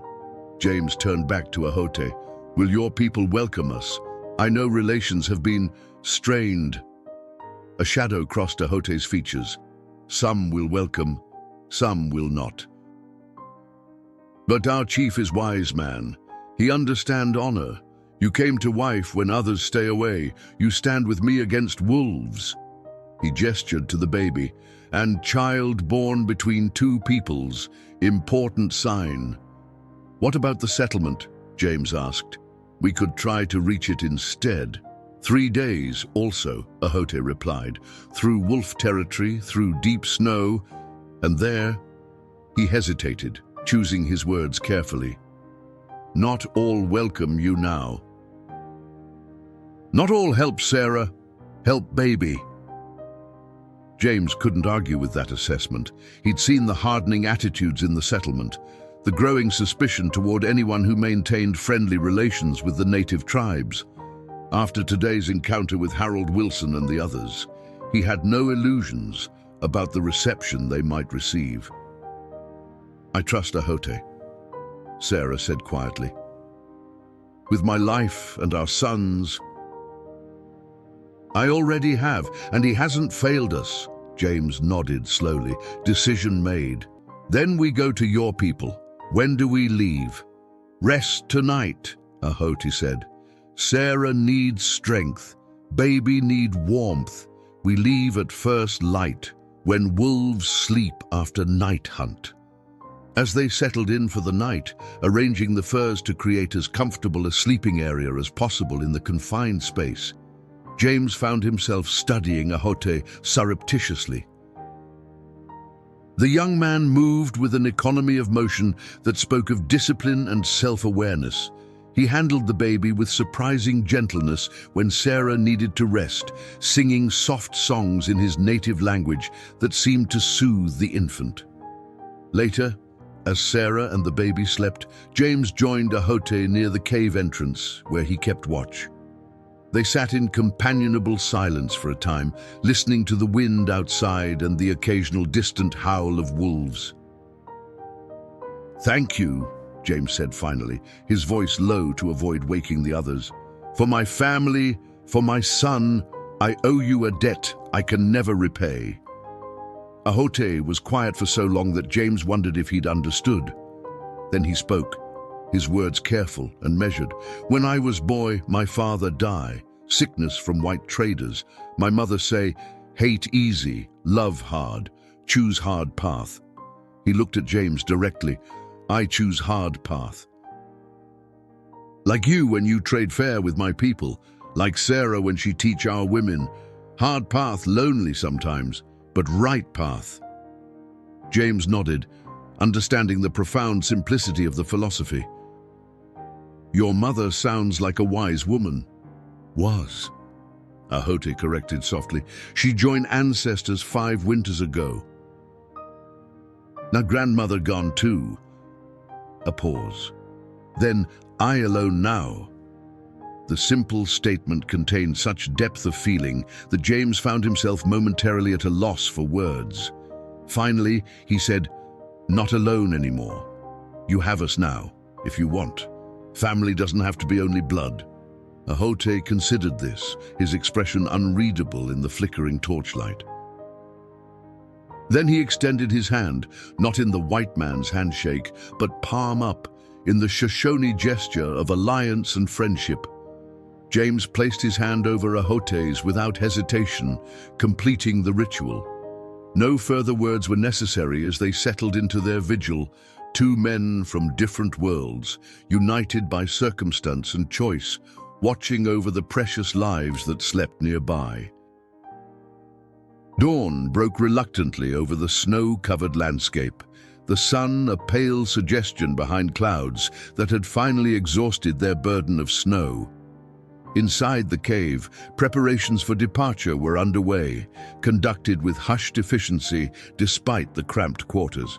Ahote had risen before first light, venturing just far enough outside to confirm that the wolves had withdrawn as predicted. Their tracks crisscrossed the snow around the cave entrance, but the most recent led away, into the forest, the pack forced to hunt elsewhere after their unsuccessful siege. Sarah sat on the edge of the fur pallet, nursing her son, while James and Ahote gathered and distributed their meager supplies. The night's rest had restored some color to her cheeks, but her movements remained slow, deliberate, each one clearly requiring conscious effort. Childbirth alone would have demanded days of recovery. The forced trek through snow and the stress of their escape had pushed her body to its limits. Yet her eyes remained clear and determined as she watched the men prepare. When the baby finished nursing, she carefully swaddled him against the cold, using strips of cloth Ahote had provided to secure him against her chest beneath her coat. "This way he'll stay warm from my body," she explained, adjusting the makeshift carrier, "and I'll have my hands free if needed." James knelt beside her, concern evident in his expression. "Are you certain you can do this? Perhaps we should wait another day and risk the wolves returning." Sarah shook her head. "No, James, every hour we delay increases the danger." She touched his cheek gently. "I'm stronger than I look." "I always have been." "Yes," he agreed, covering her hand with his own. "You always have been." Ahote approached, carrying a bundle of dried meat and a small pouch of what looked like crushed herbs. "For journey," he said, handing the food to James. "Meat gives strength, herbs for pain, for milk." He gestured to Sarah, "for healing." Sarah accepted the herb pouch with a grateful nod. "How do I use them?" "Small pinch under tongue," Ahote instructed. "When pain bad or mix with snow, drink." He hesitated, then added, "Not too much. Strong medicine." James watched the exchange with interest, noting the easy rapport that had developed between his wife and the Shoshone healer. There was a mutual respect there, born of their shared experience during the birth, but also something deeper, a recognition, perhaps, of kindred spirits despite their vastly different backgrounds. With final preparations complete, they faced the cave entrance. Ahote would go first, ensuring the immediate area was secure. James would help Sarah, then bring up the rear, constantly vigilant for signs of the wolf pack's return. "And ready?" Ahote asked, his hand on the torch he would carry. Sarah nodded, adjusting her coat one last time to ensure the baby was completely protected. "Ready." They emerged into a world transformed by the night's final snowfall. The landscape was pristine, untouched, the morning light casting a pearlescent glow across the unbroken white expanse. Under different circumstances, it might have been beautiful. Now it represented a formidable obstacle to their survival. Ahote led them away from the cave, choosing a path that skirted the deepest snowdrifts where possible. He broke trail, his moccasined feet finding purchase where James's boots would have slipped. Every so often he stopped, testing the wind, listening for sounds that human ears might miss, reading the landscape with the practiced eye of one born to this wilderness. James stayed close to Sarah, one hand always ready to steady her if she faltered. She moved with surprising grace given her condition, her steps careful but determined. The baby remained mercifully quiet, soothed perhaps by the rhythm of his mother's heartbeat and the gentle motion of walking. They traveled in silence for the most part, conserving energy and avoiding any noise that might carry in the still air. When they did speak, it was in hushed tones, brief exchanges of necessary information rather than conversation. By mid-morning, they had covered perhaps 3 miles, a paltry distance under normal conditions, but a significant achievement given the circumstances. Ahote called a brief halt in a sheltered spot where a fallen tree provided a windbreak and a place to sit. Sarah sank onto the log gratefully, immediately checking on the baby. "He's still sleeping," she reported with relief, "and warm." James knelt in the snow beside her, watching her face carefully for signs of excessive fatigue or pain. "How are you holding up?" "I'm managing," she replied honestly. "The herbs help." She glanced at Ahote, who stood a short distance away, scanning their back trail. "Though I admit I'm curious about what exactly I'm taking. My grandmother's medicine, Ahote said, returning to them. Special mix for new mothers. Willow bark for pain, raspberry leaf for bleeding. Other things. He made a vague gesture. Secret things. Sarah smiled. Family secrets, I understand. My mother had special remedies she wouldn't share with anyone outside our family either. Ahote nodded, a look of approval crossing his features. Same everywhere. Knowledge is power. Must protect. James offered the dried meat, and they ate sparingly, knowing they needed to ration their limited supplies. The baby woke briefly, fussing until Sarah adjusted her clothing to nurse him again. "La, what is your people's winter camp like?" James asked as they rested. "Will there be shelter adequate for the baby?" "Good shelters," Ahote assured him. "Warm lodges. Medicine women who help with baby." He pointed west, toward distant mountains barely visible through the trees. Camp in valley, protected from wind, near hot springs. Hot springs? Sarah perked up at this information. Natural hot water. Yes, sacred place. Healing waters.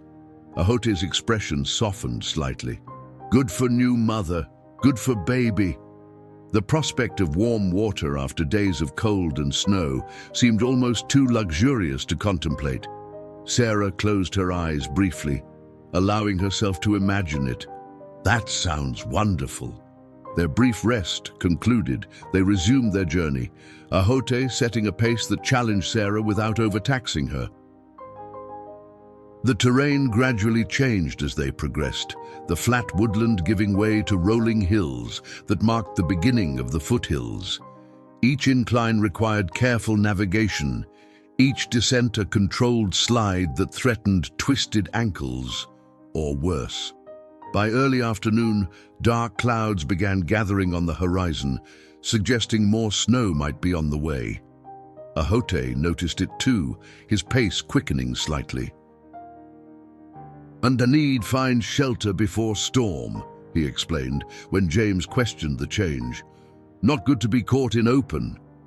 James glanced back at their trail, two sets of footprints and occasional drag marks where one of them had slipped or faltered. Easy to follow, too easy.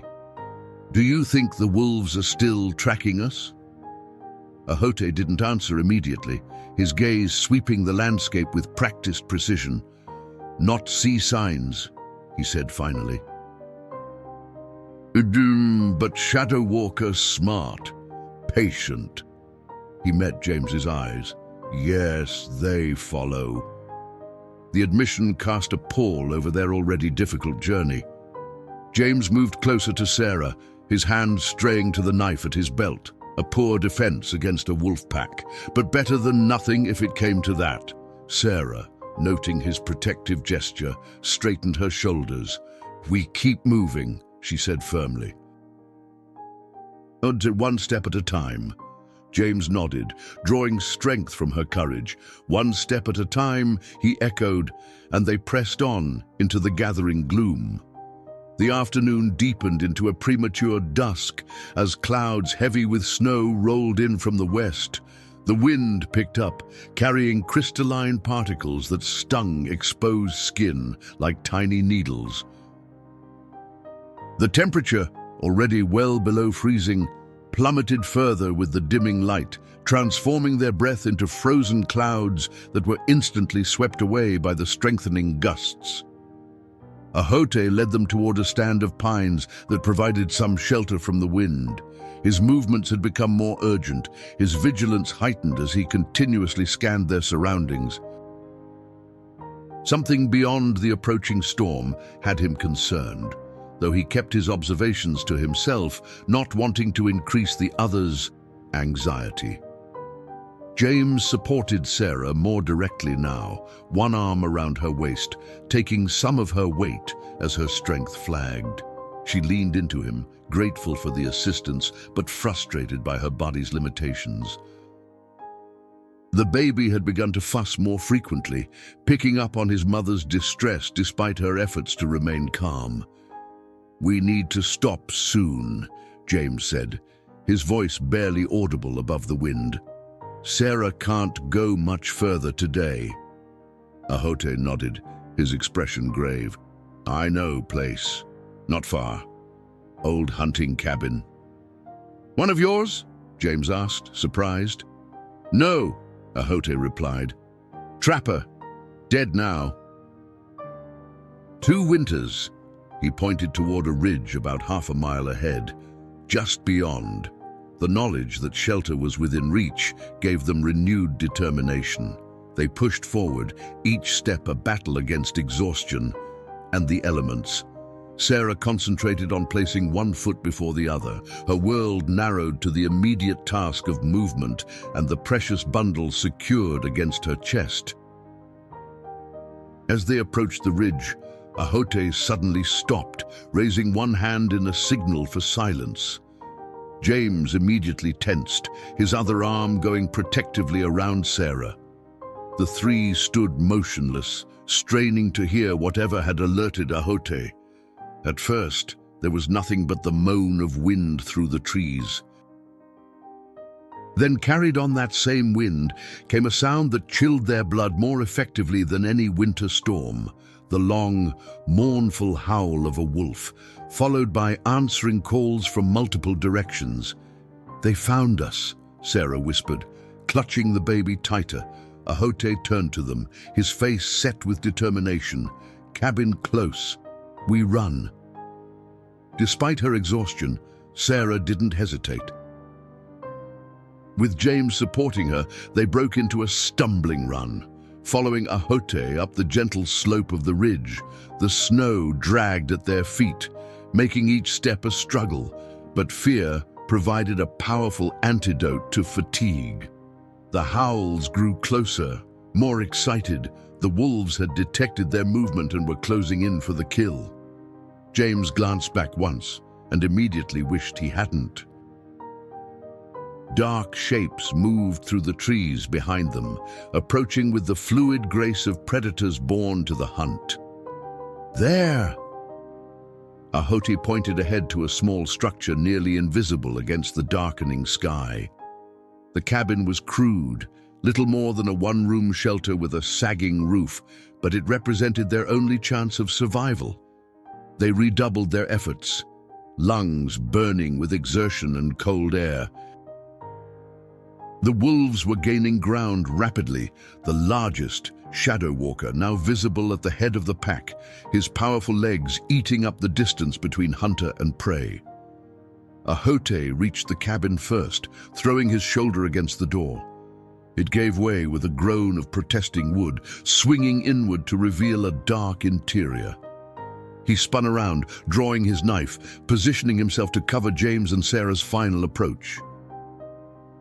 A wolf, not Shadow Walker but one of his lieutenants, broke from the pack, lunging toward Sarah with jaws open. James reacted instinctively, pushing Sarah toward the cabin door while pivoting to face the threat. The wolf's teeth snapped shut inches from his arm as he stumbled backward. Ahote moved with lightning speed, his knife slashing in a precise arc that caught the wolf across the muzzle. The animal yelped, retreating momentarily, but not fleeing. Blood stained the snow where it stood, steam rising from the droplets in the frigid air. "Inside!" Ahote shouted, maintaining his defensive position. James didn't argue, guiding Sarah through the doorway before turning back to ensure Ahote wasn't left behind. The young Shoshone backed toward the cabin, knife extended, facing the wolves that had now formed a loose semicircle 30 feet away. Shadow Walker prowled at the center of the line, his eyes reflecting an intelligence that seemed almost supernatural in its focus. He made no move to attack, but instead watched, calculating, measuring the distance to the door and the capability of the humans defending it. Ahote reached the threshold, still facing outward. James grabbed his arm, pulling him inside, and together they slammed the door shut. James immediately dropped a heavy wooden bar into place across it, securing them against the immediate threat.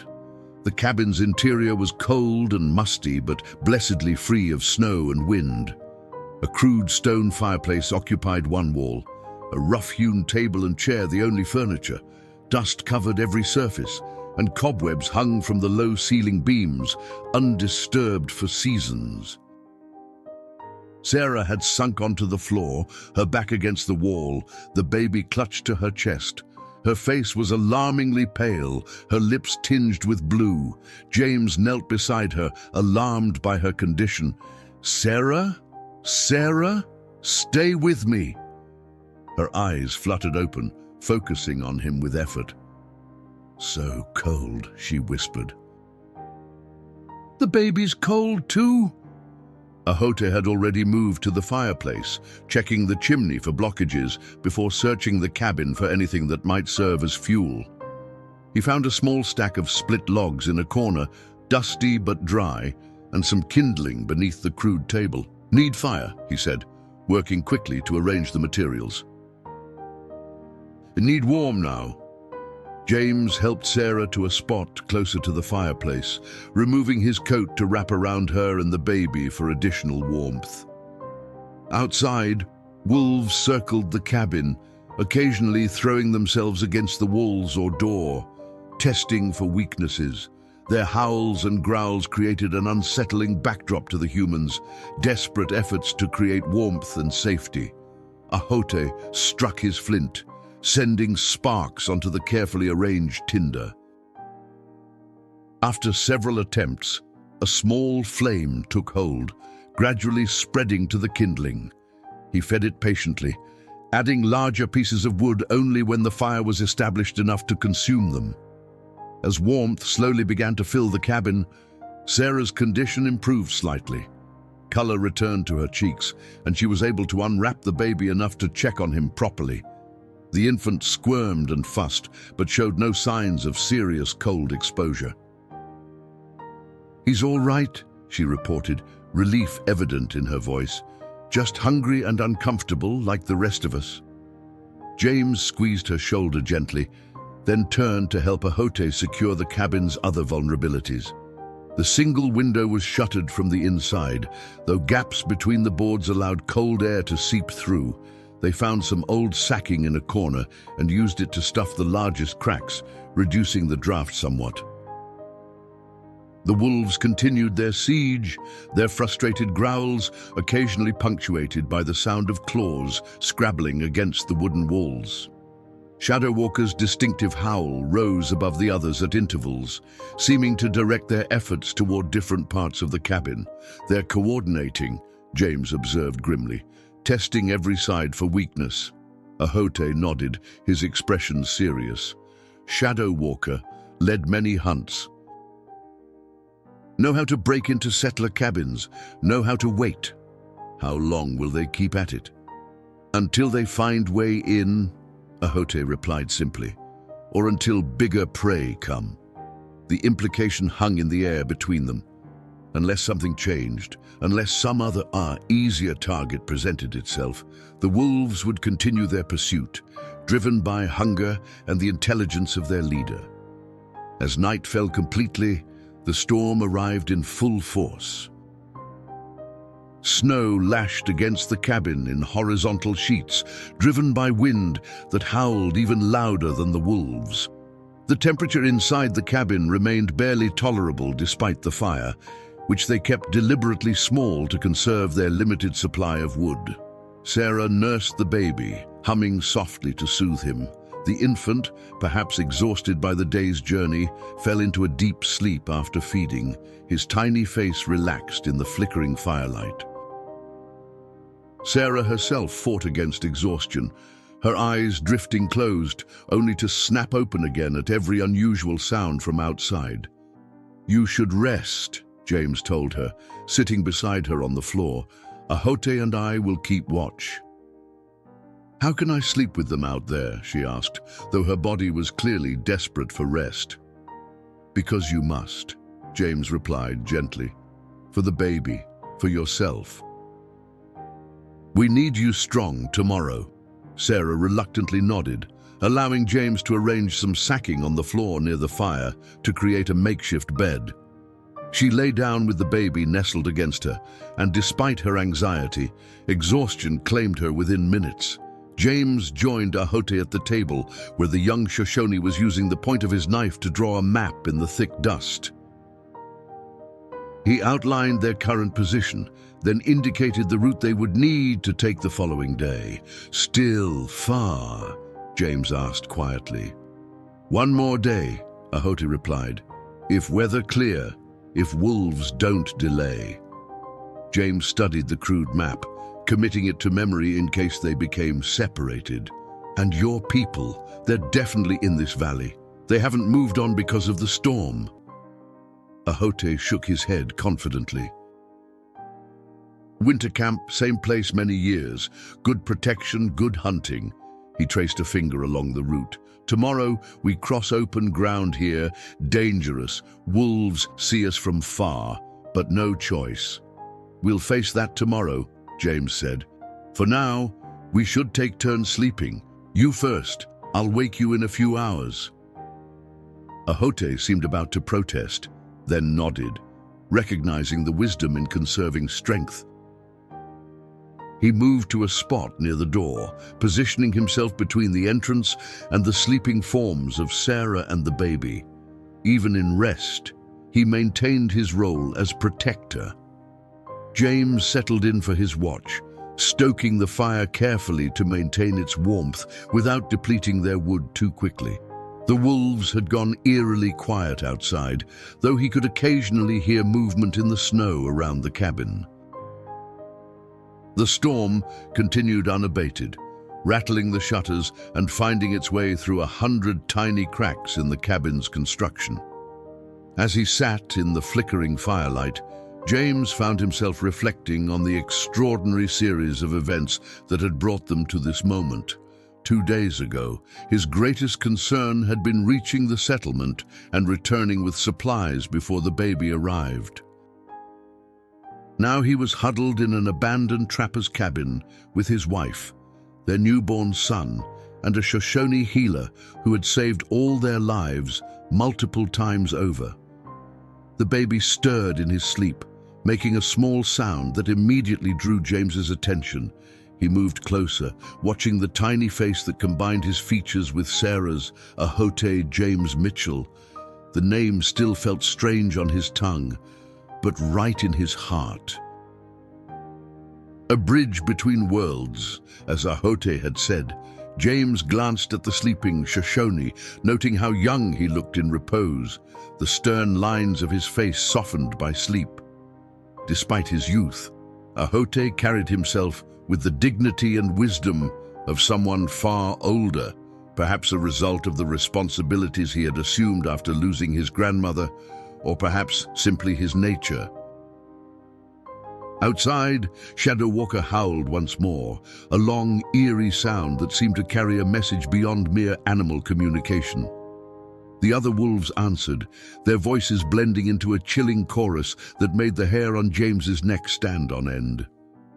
"We're still here," James whispered toward the sound, his hand resting protectively near his family.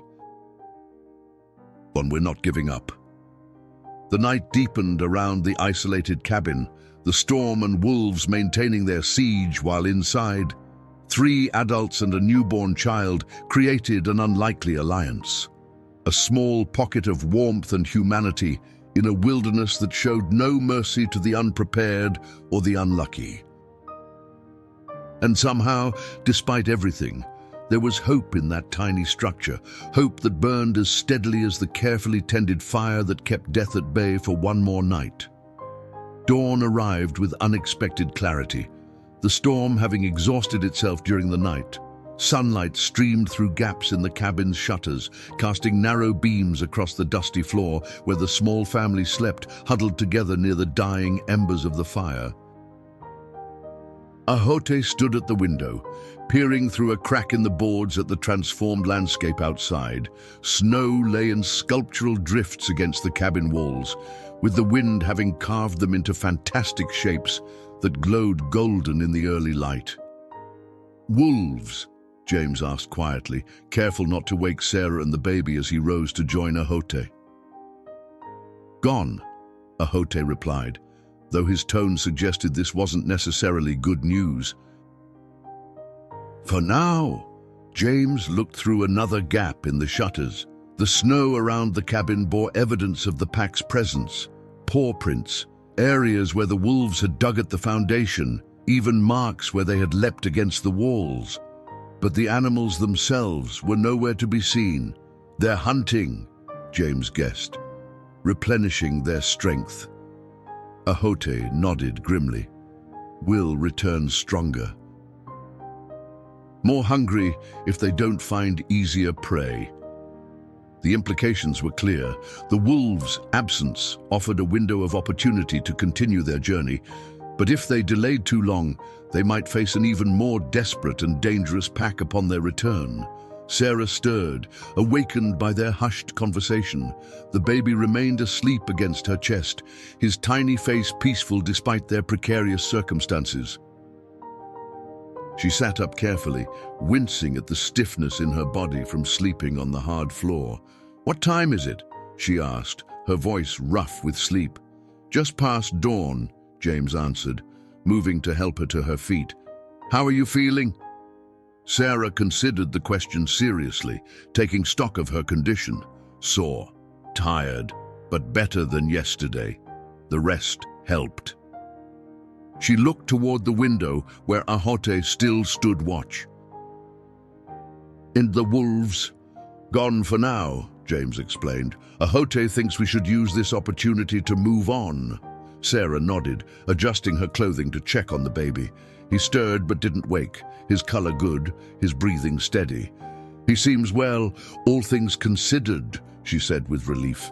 "A remarkably resilient child." "Like his mother," James said, squeezing her hand gently. They prepared for departure with practiced efficiency, having become a coordinated team through necessity. Ahote repacked his medicine pouch and extinguished the last embers of the fire. James secured their remaining food supplies and helped Sarah wrap the baby for the journey. They ate a small breakfast of dried meat, saving the larger portion for later when they would need the energy more desperately. The greatest challenge was leaving the relative safety of the cabin. However flimsy its protection might be against a determined wolf pack, its solid walls and roof had provided security that the open wilderness could not match. Stepping outside meant exposing themselves once more to both the elements and the predators that considered them prey. Ahote went first, knife in hand, checking the immediate surroundings before signaling the all clear to James and Sarah. The temperature had risen slightly with the sun, but the air remained bitterly cold, burning in their lungs with each inhalation. The snow, at least, had compacted somewhat during the storm, making walking marginally easier than the previous day. "This way," Ahote directed, pointing toward a ridgeline to the northwest.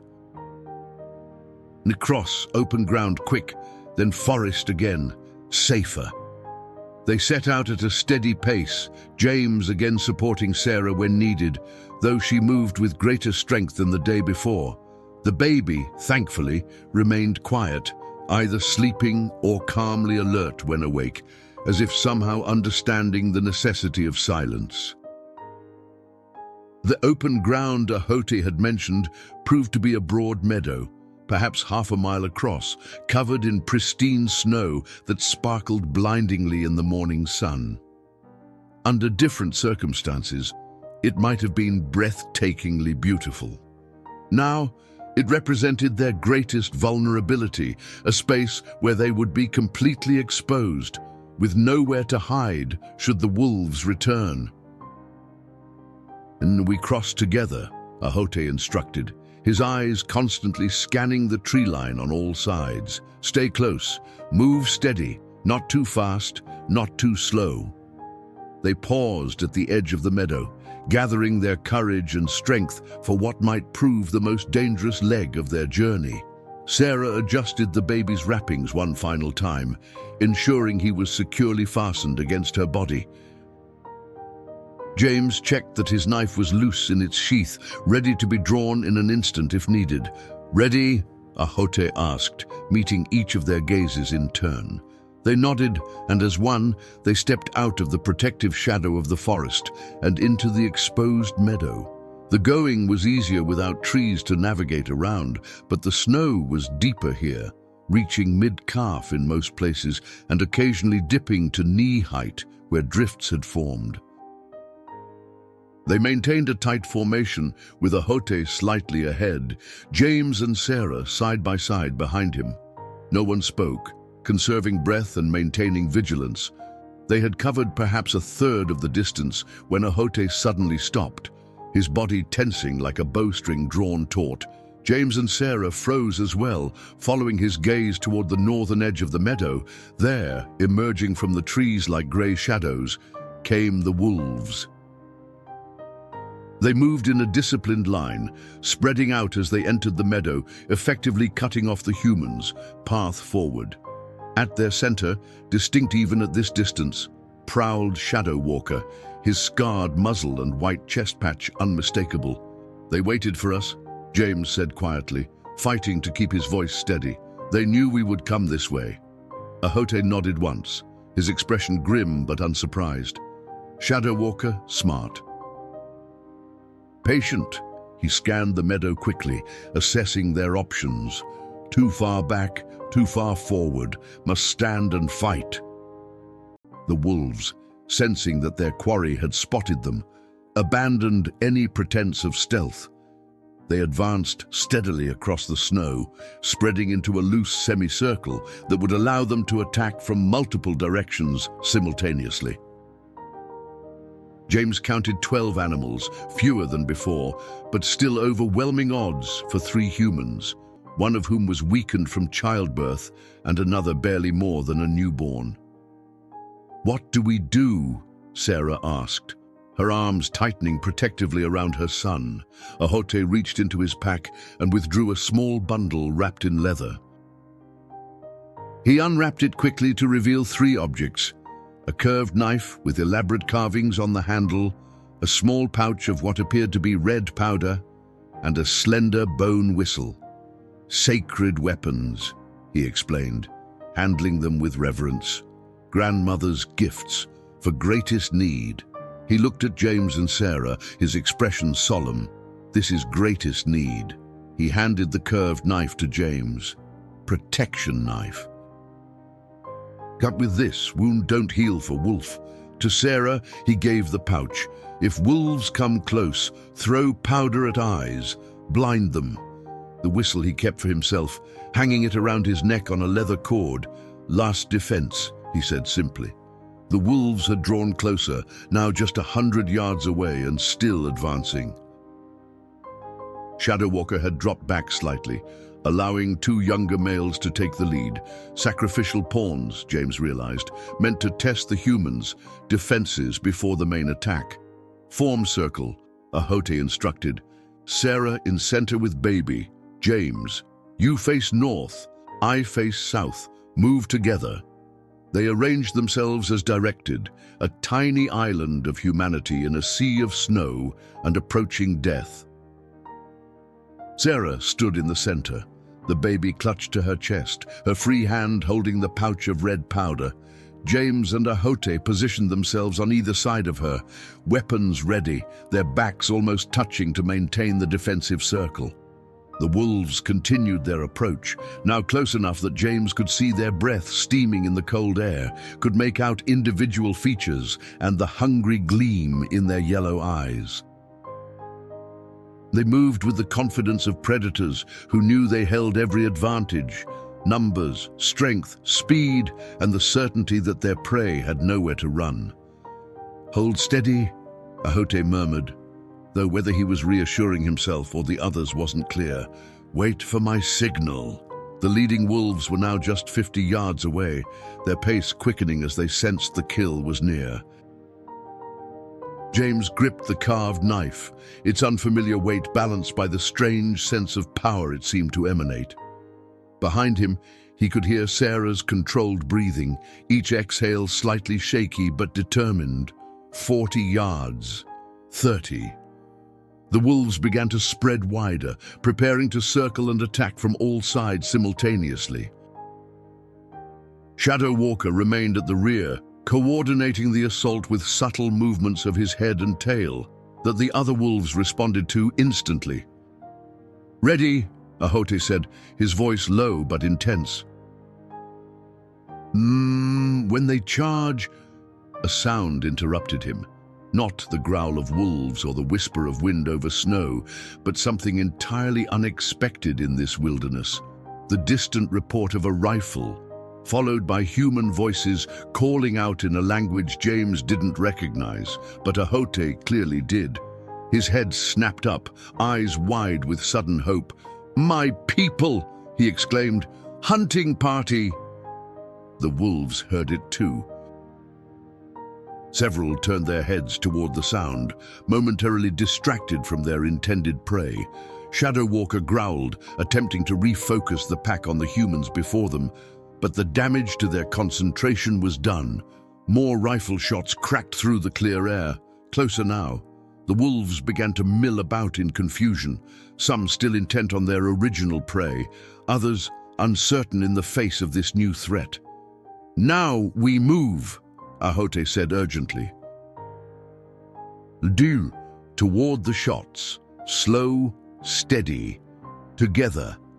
They began to edge backward, maintaining their defensive formation while gradually moving toward the source of the gunfire. The wolves followed, though with less coordination than before, their attack formation beginning to fragment as Shadow Walker struggled to maintain control. Another shot rang out, this one close enough that James could hear the bullet whistle overhead. One of the lead wolves yelped and fell, red blossoming on the white snow beneath it. The others hesitated, suddenly confronted with the reality that they were now the hunted as well as the hunters. Shadow Walker snarled, clearly unwilling to abandon the chase despite the new threat. He lunged forward, breaking from the pack to make a direct run at the humans. The other wolves, confused by this departure from their coordinated strategy, hesitated before following their leader. "Now!" Ahote shouted, lifting the bone whistle to his lips.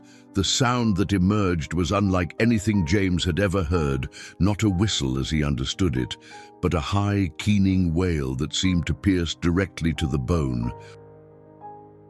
It carried across the meadow with unnatural clarity, somehow both attracting and repelling attention simultaneously.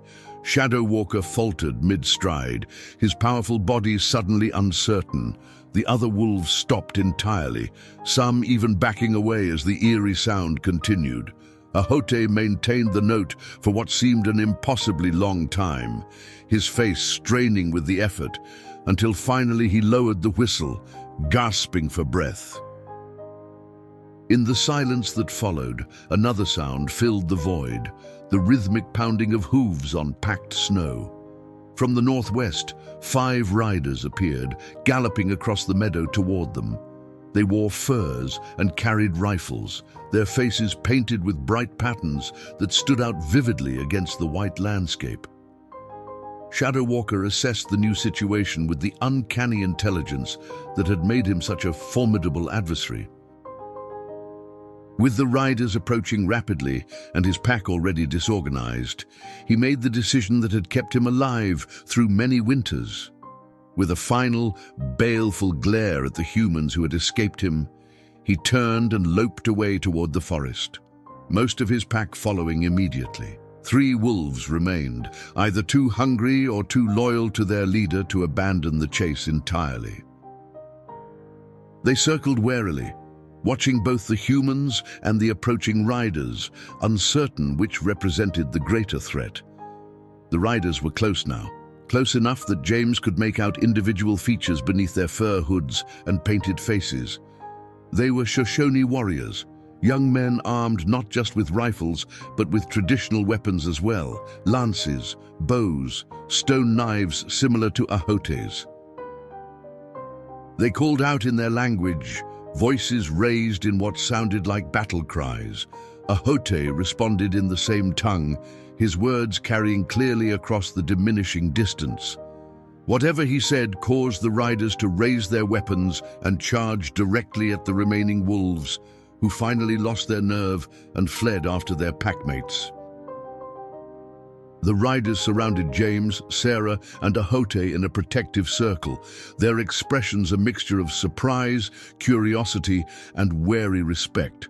The leader, a man perhaps a few years older than Ahote, with elaborate painted designs across his cheekbones, spoke rapidly in Shoshone. Ahote replied, gesturing toward James and Sarah as he spoke. He indicated the baby with particular emphasis, his tone suggesting he was explaining their extraordinary circumstances. The other warriors listened intently, occasionally glancing at the white couple with renewed interest. Finally, the leader nodded and addressed James directly in halting but understandable English. "I am Kimi, war chief, to Honia Haka." He studied them with dark, assessing eyes. "Ahote, say you friend, say you fight wolves together. Say woman birth son in sacred cave." His gaze shifted to the bundle secured against Sarah's chest. "Say child named for him."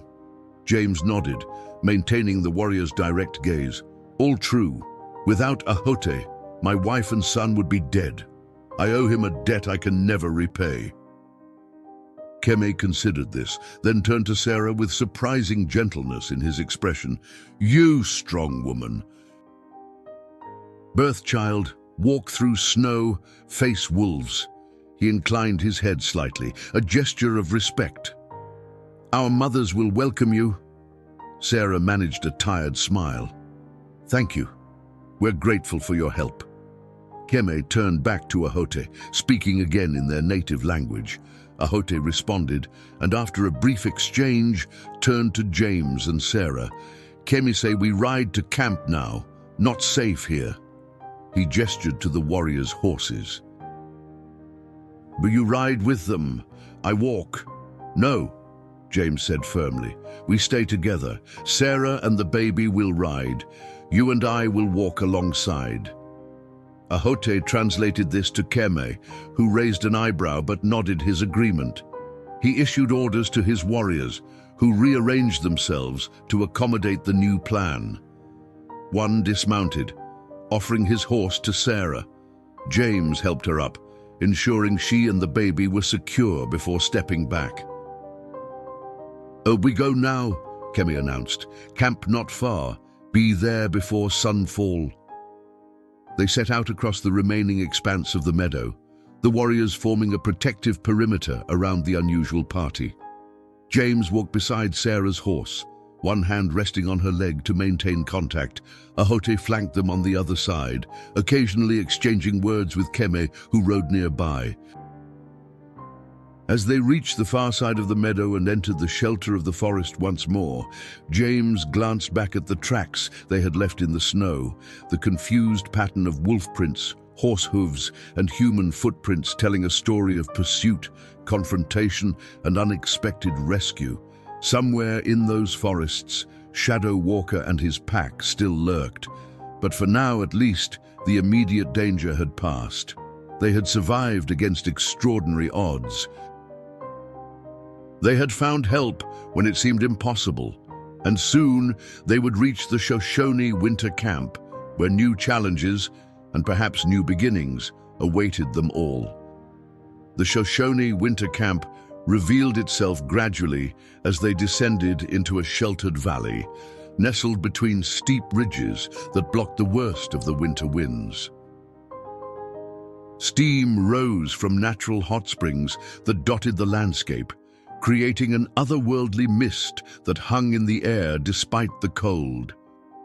Through this ethereal veil, the distinctive conical shapes of lodges became visible, perhaps 20 in all, arranged in a loose circle around a central gathering space. Sarah, still mounted on the warrior's horse, felt a strange mixture of trepidation and relief as they approached. After days of desperate flight and constant danger, the prospect of shelter and rest was almost overwhelming, yet she couldn't help wondering how they, white settlers, representatives of the people who had displaced and often brutalized the Shoshone, would be received. As if sensing her thoughts, Ahote moved closer to her horse. "Not worry," he said quietly. "Chief Honiahaka, wise man. Judge by actions, not by blood."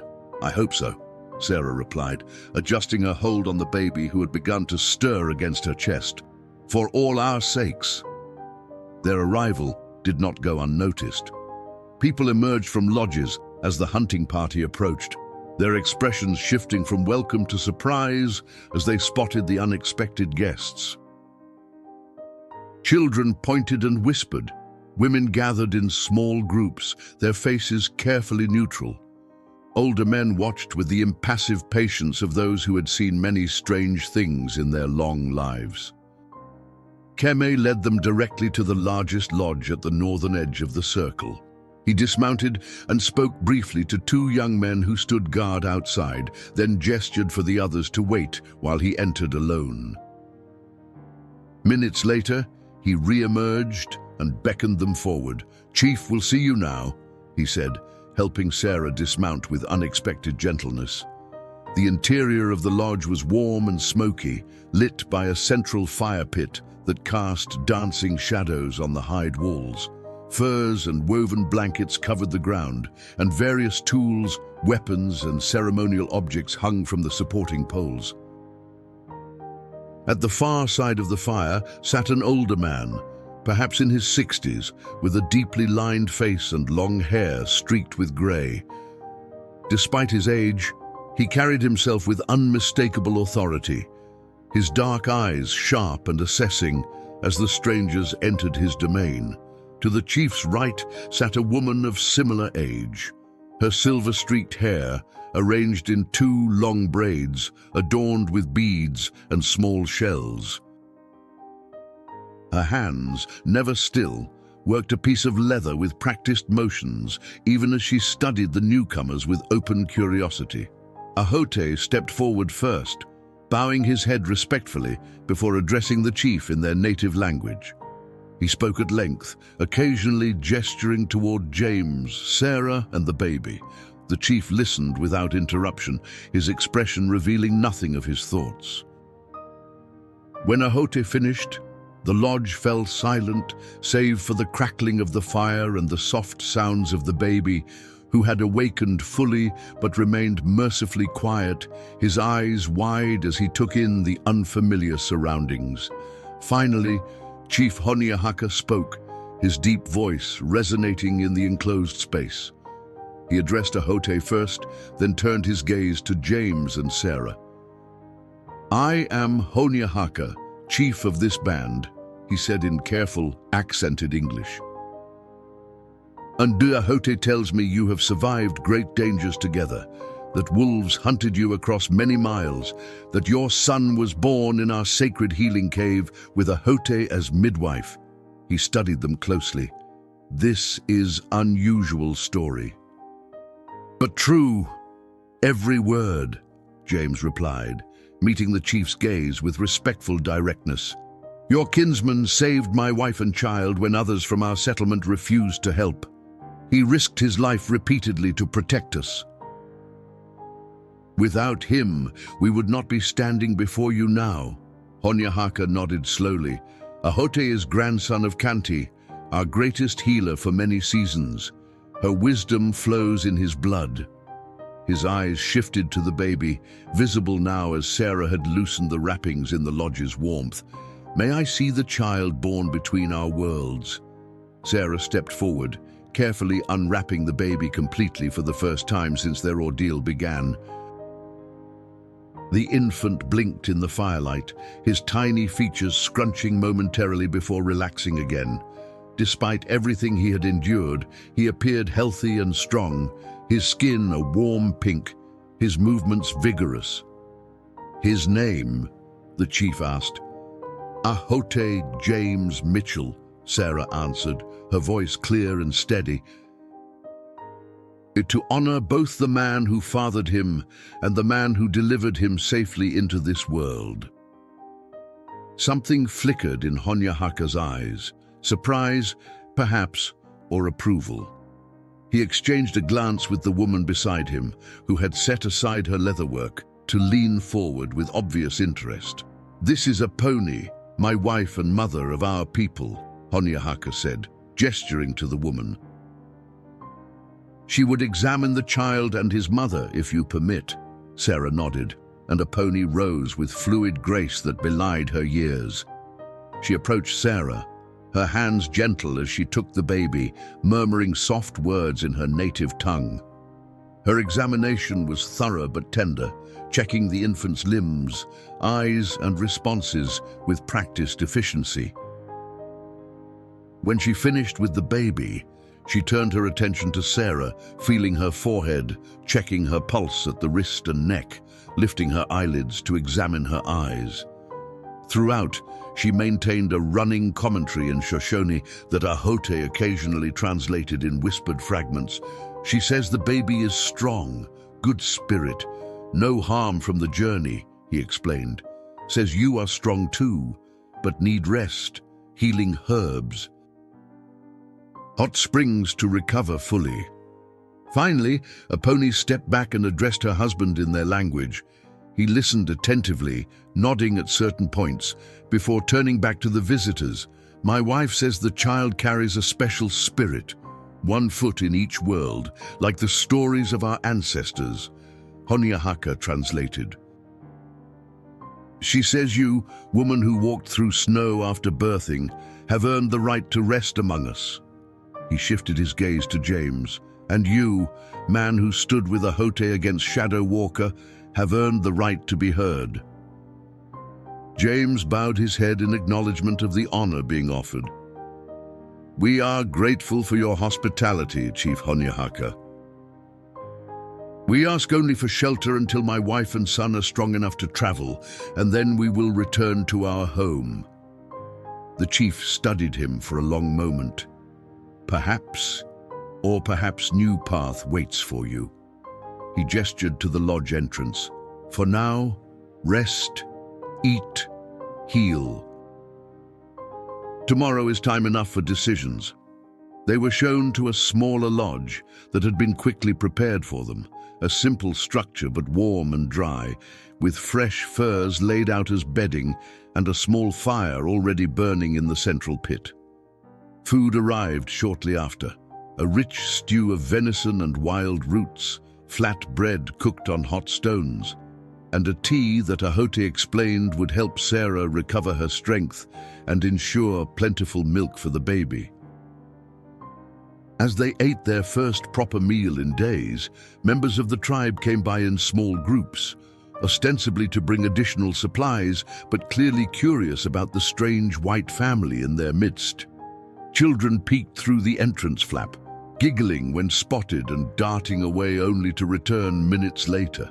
Young women brought extra blankets, their eyes lingering on the baby with soft expressions.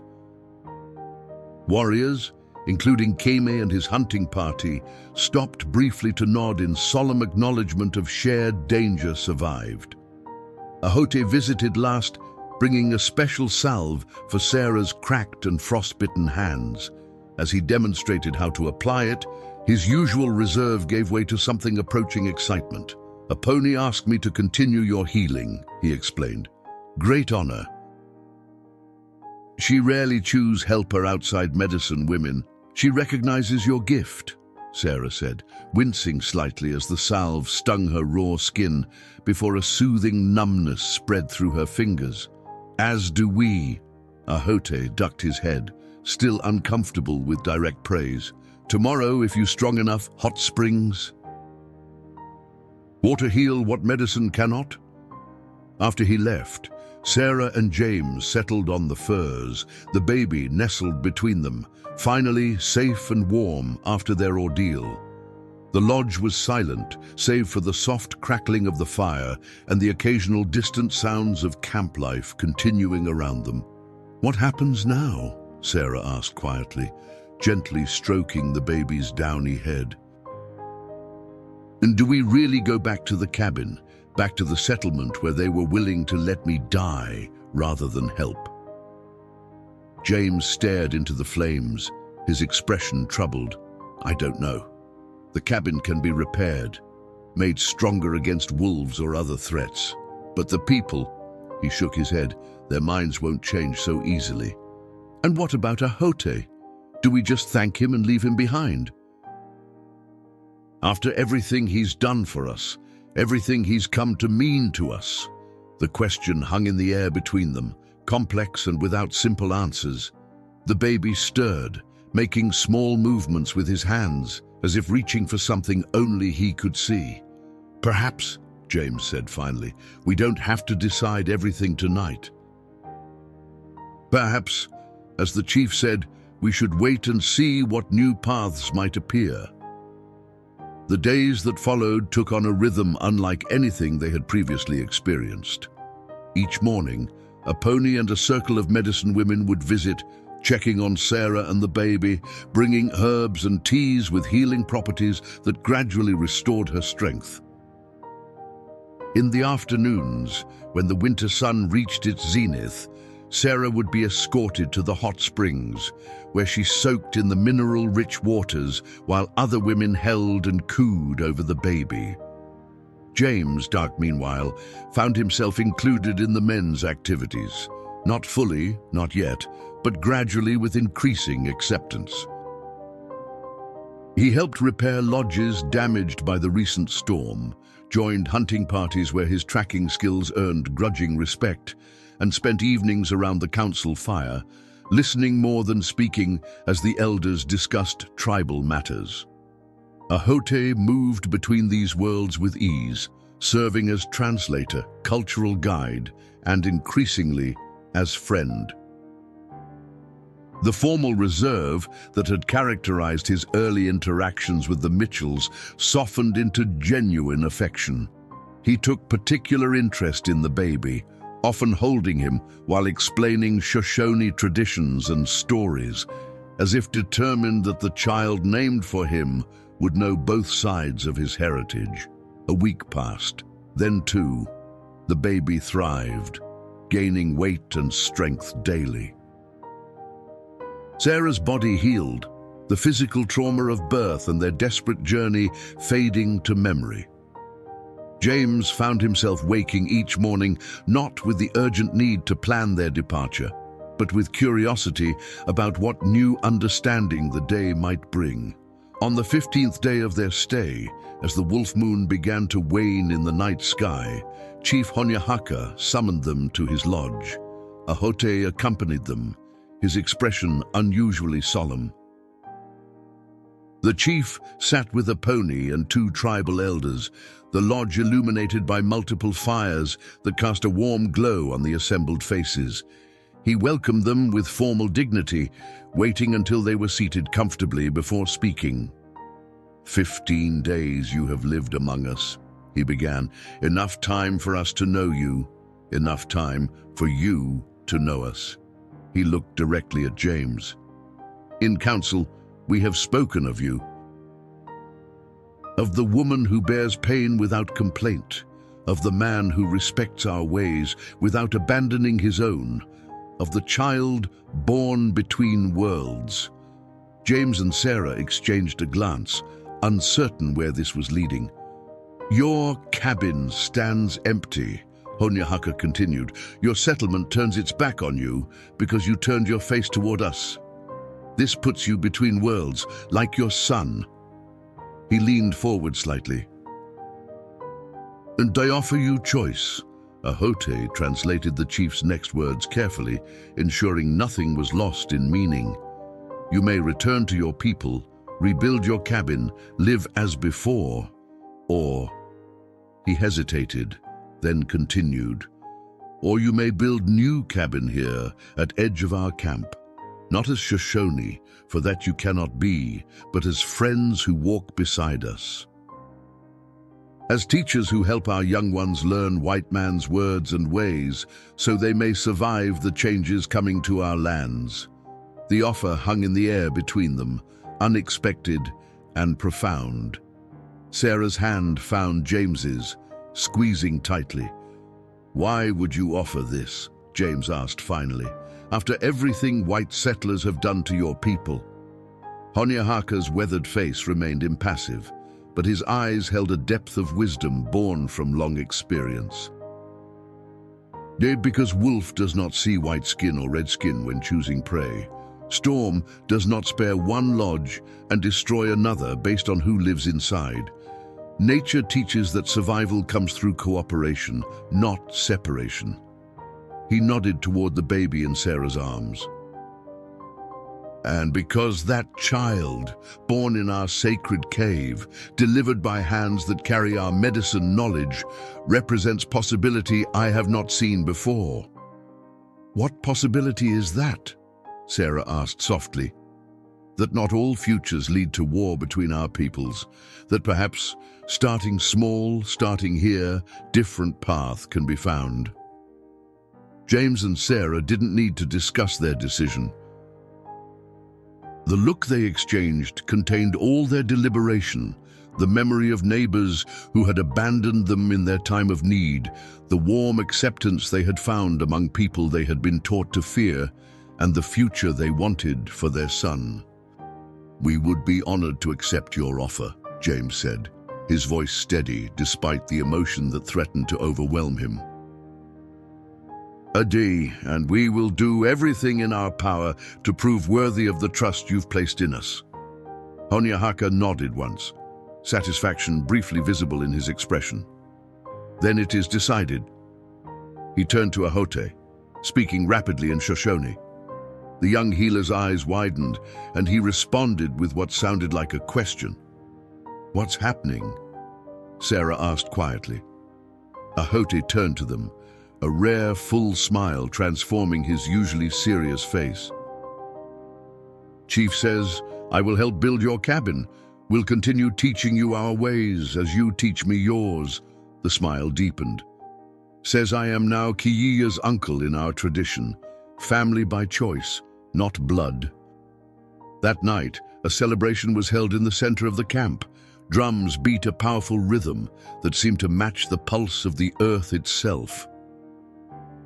Voices rose in songs that told of survival against great odds, of bridges built between divided peoples, of hope found in the darkest winter night. In the firelight, Sarah danced carefully with the baby in her arms. Following the movements the women had taught her, James sat with the men, sharing stories of his journey west, of the dreams that had brought him to this territory. And Ahote moved between them, no longer a stranger to either world, but a vital connection between both. As the full moon rose above the valley, casting silver light across the snow and the steaming hot springs, Chief Honyahaka raised his arms for silence. When the camp grew quiet, he spoke in a voice that carried to every corner of the gathering. "Tonight, we celebrate new beginning," he said. First in Shoshone, then in English for the benefit of their guests. "Tonight we honor those who faced death together and found life. Tonight we welcome child born between worlds, child who carries two names, two bloodlines, two futures in his small hands." He gestured for Sarah to bring the baby forward. When she did, he placed his weathered palm gently on the infant's head. "Dahote James Mitchell," he pronounced carefully, giving equal weight to each name. "Born in Wolf Moon, saved from Wolf Pack. May you grow to be bridge between peoples. May your life show new path where others see only walls."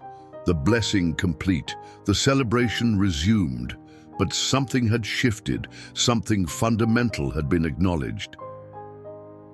In this isolated valley, as winter maintained its grip on the outside world, a seed had been planted, a possibility that differences could be bridged, that humanity could transcend the boundaries of culture and history, that survival might be found not in conflict, but in cooperation.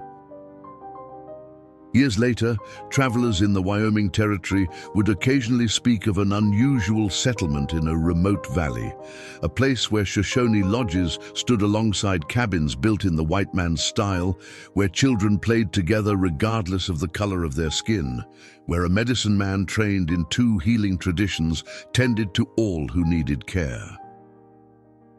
At the center of this community, serving as its heart and symbol, was a young man with his father's height and his mother's eyes, equally comfortable speaking English or Shoshone, respected by both peoples for his unique understanding of their different worlds. They called him a Hote when he moved among the tribe, practicing the healing arts his namesake had taught him. They called him James when he traveled to the larger settlements, negotiating trade agreements that benefited all. But to those who knew the story of his birth, of a desperate flight through snow, of wolves held at bay by courage and determination, of a sacred cave where life triumphed over death, he would always be Kiyiya, the wolf crier, whose first breath had been drawn in a moment when 2 worlds collided and, instead of shattering, began to merge. And in this small corner of a vast and changing land, a different future was written, not one of conquest or submission, but of respect and cooperation, of differences acknowledged but not allowed to divide. It was a future born in the harshest winter, under the wolf moon's cold light, when a mother's determination, a father's loyalty, and a stranger's compassion combined to create something new and unexpected in the wilderness. A bridge between worlds, strong enough to bear the weight of hope.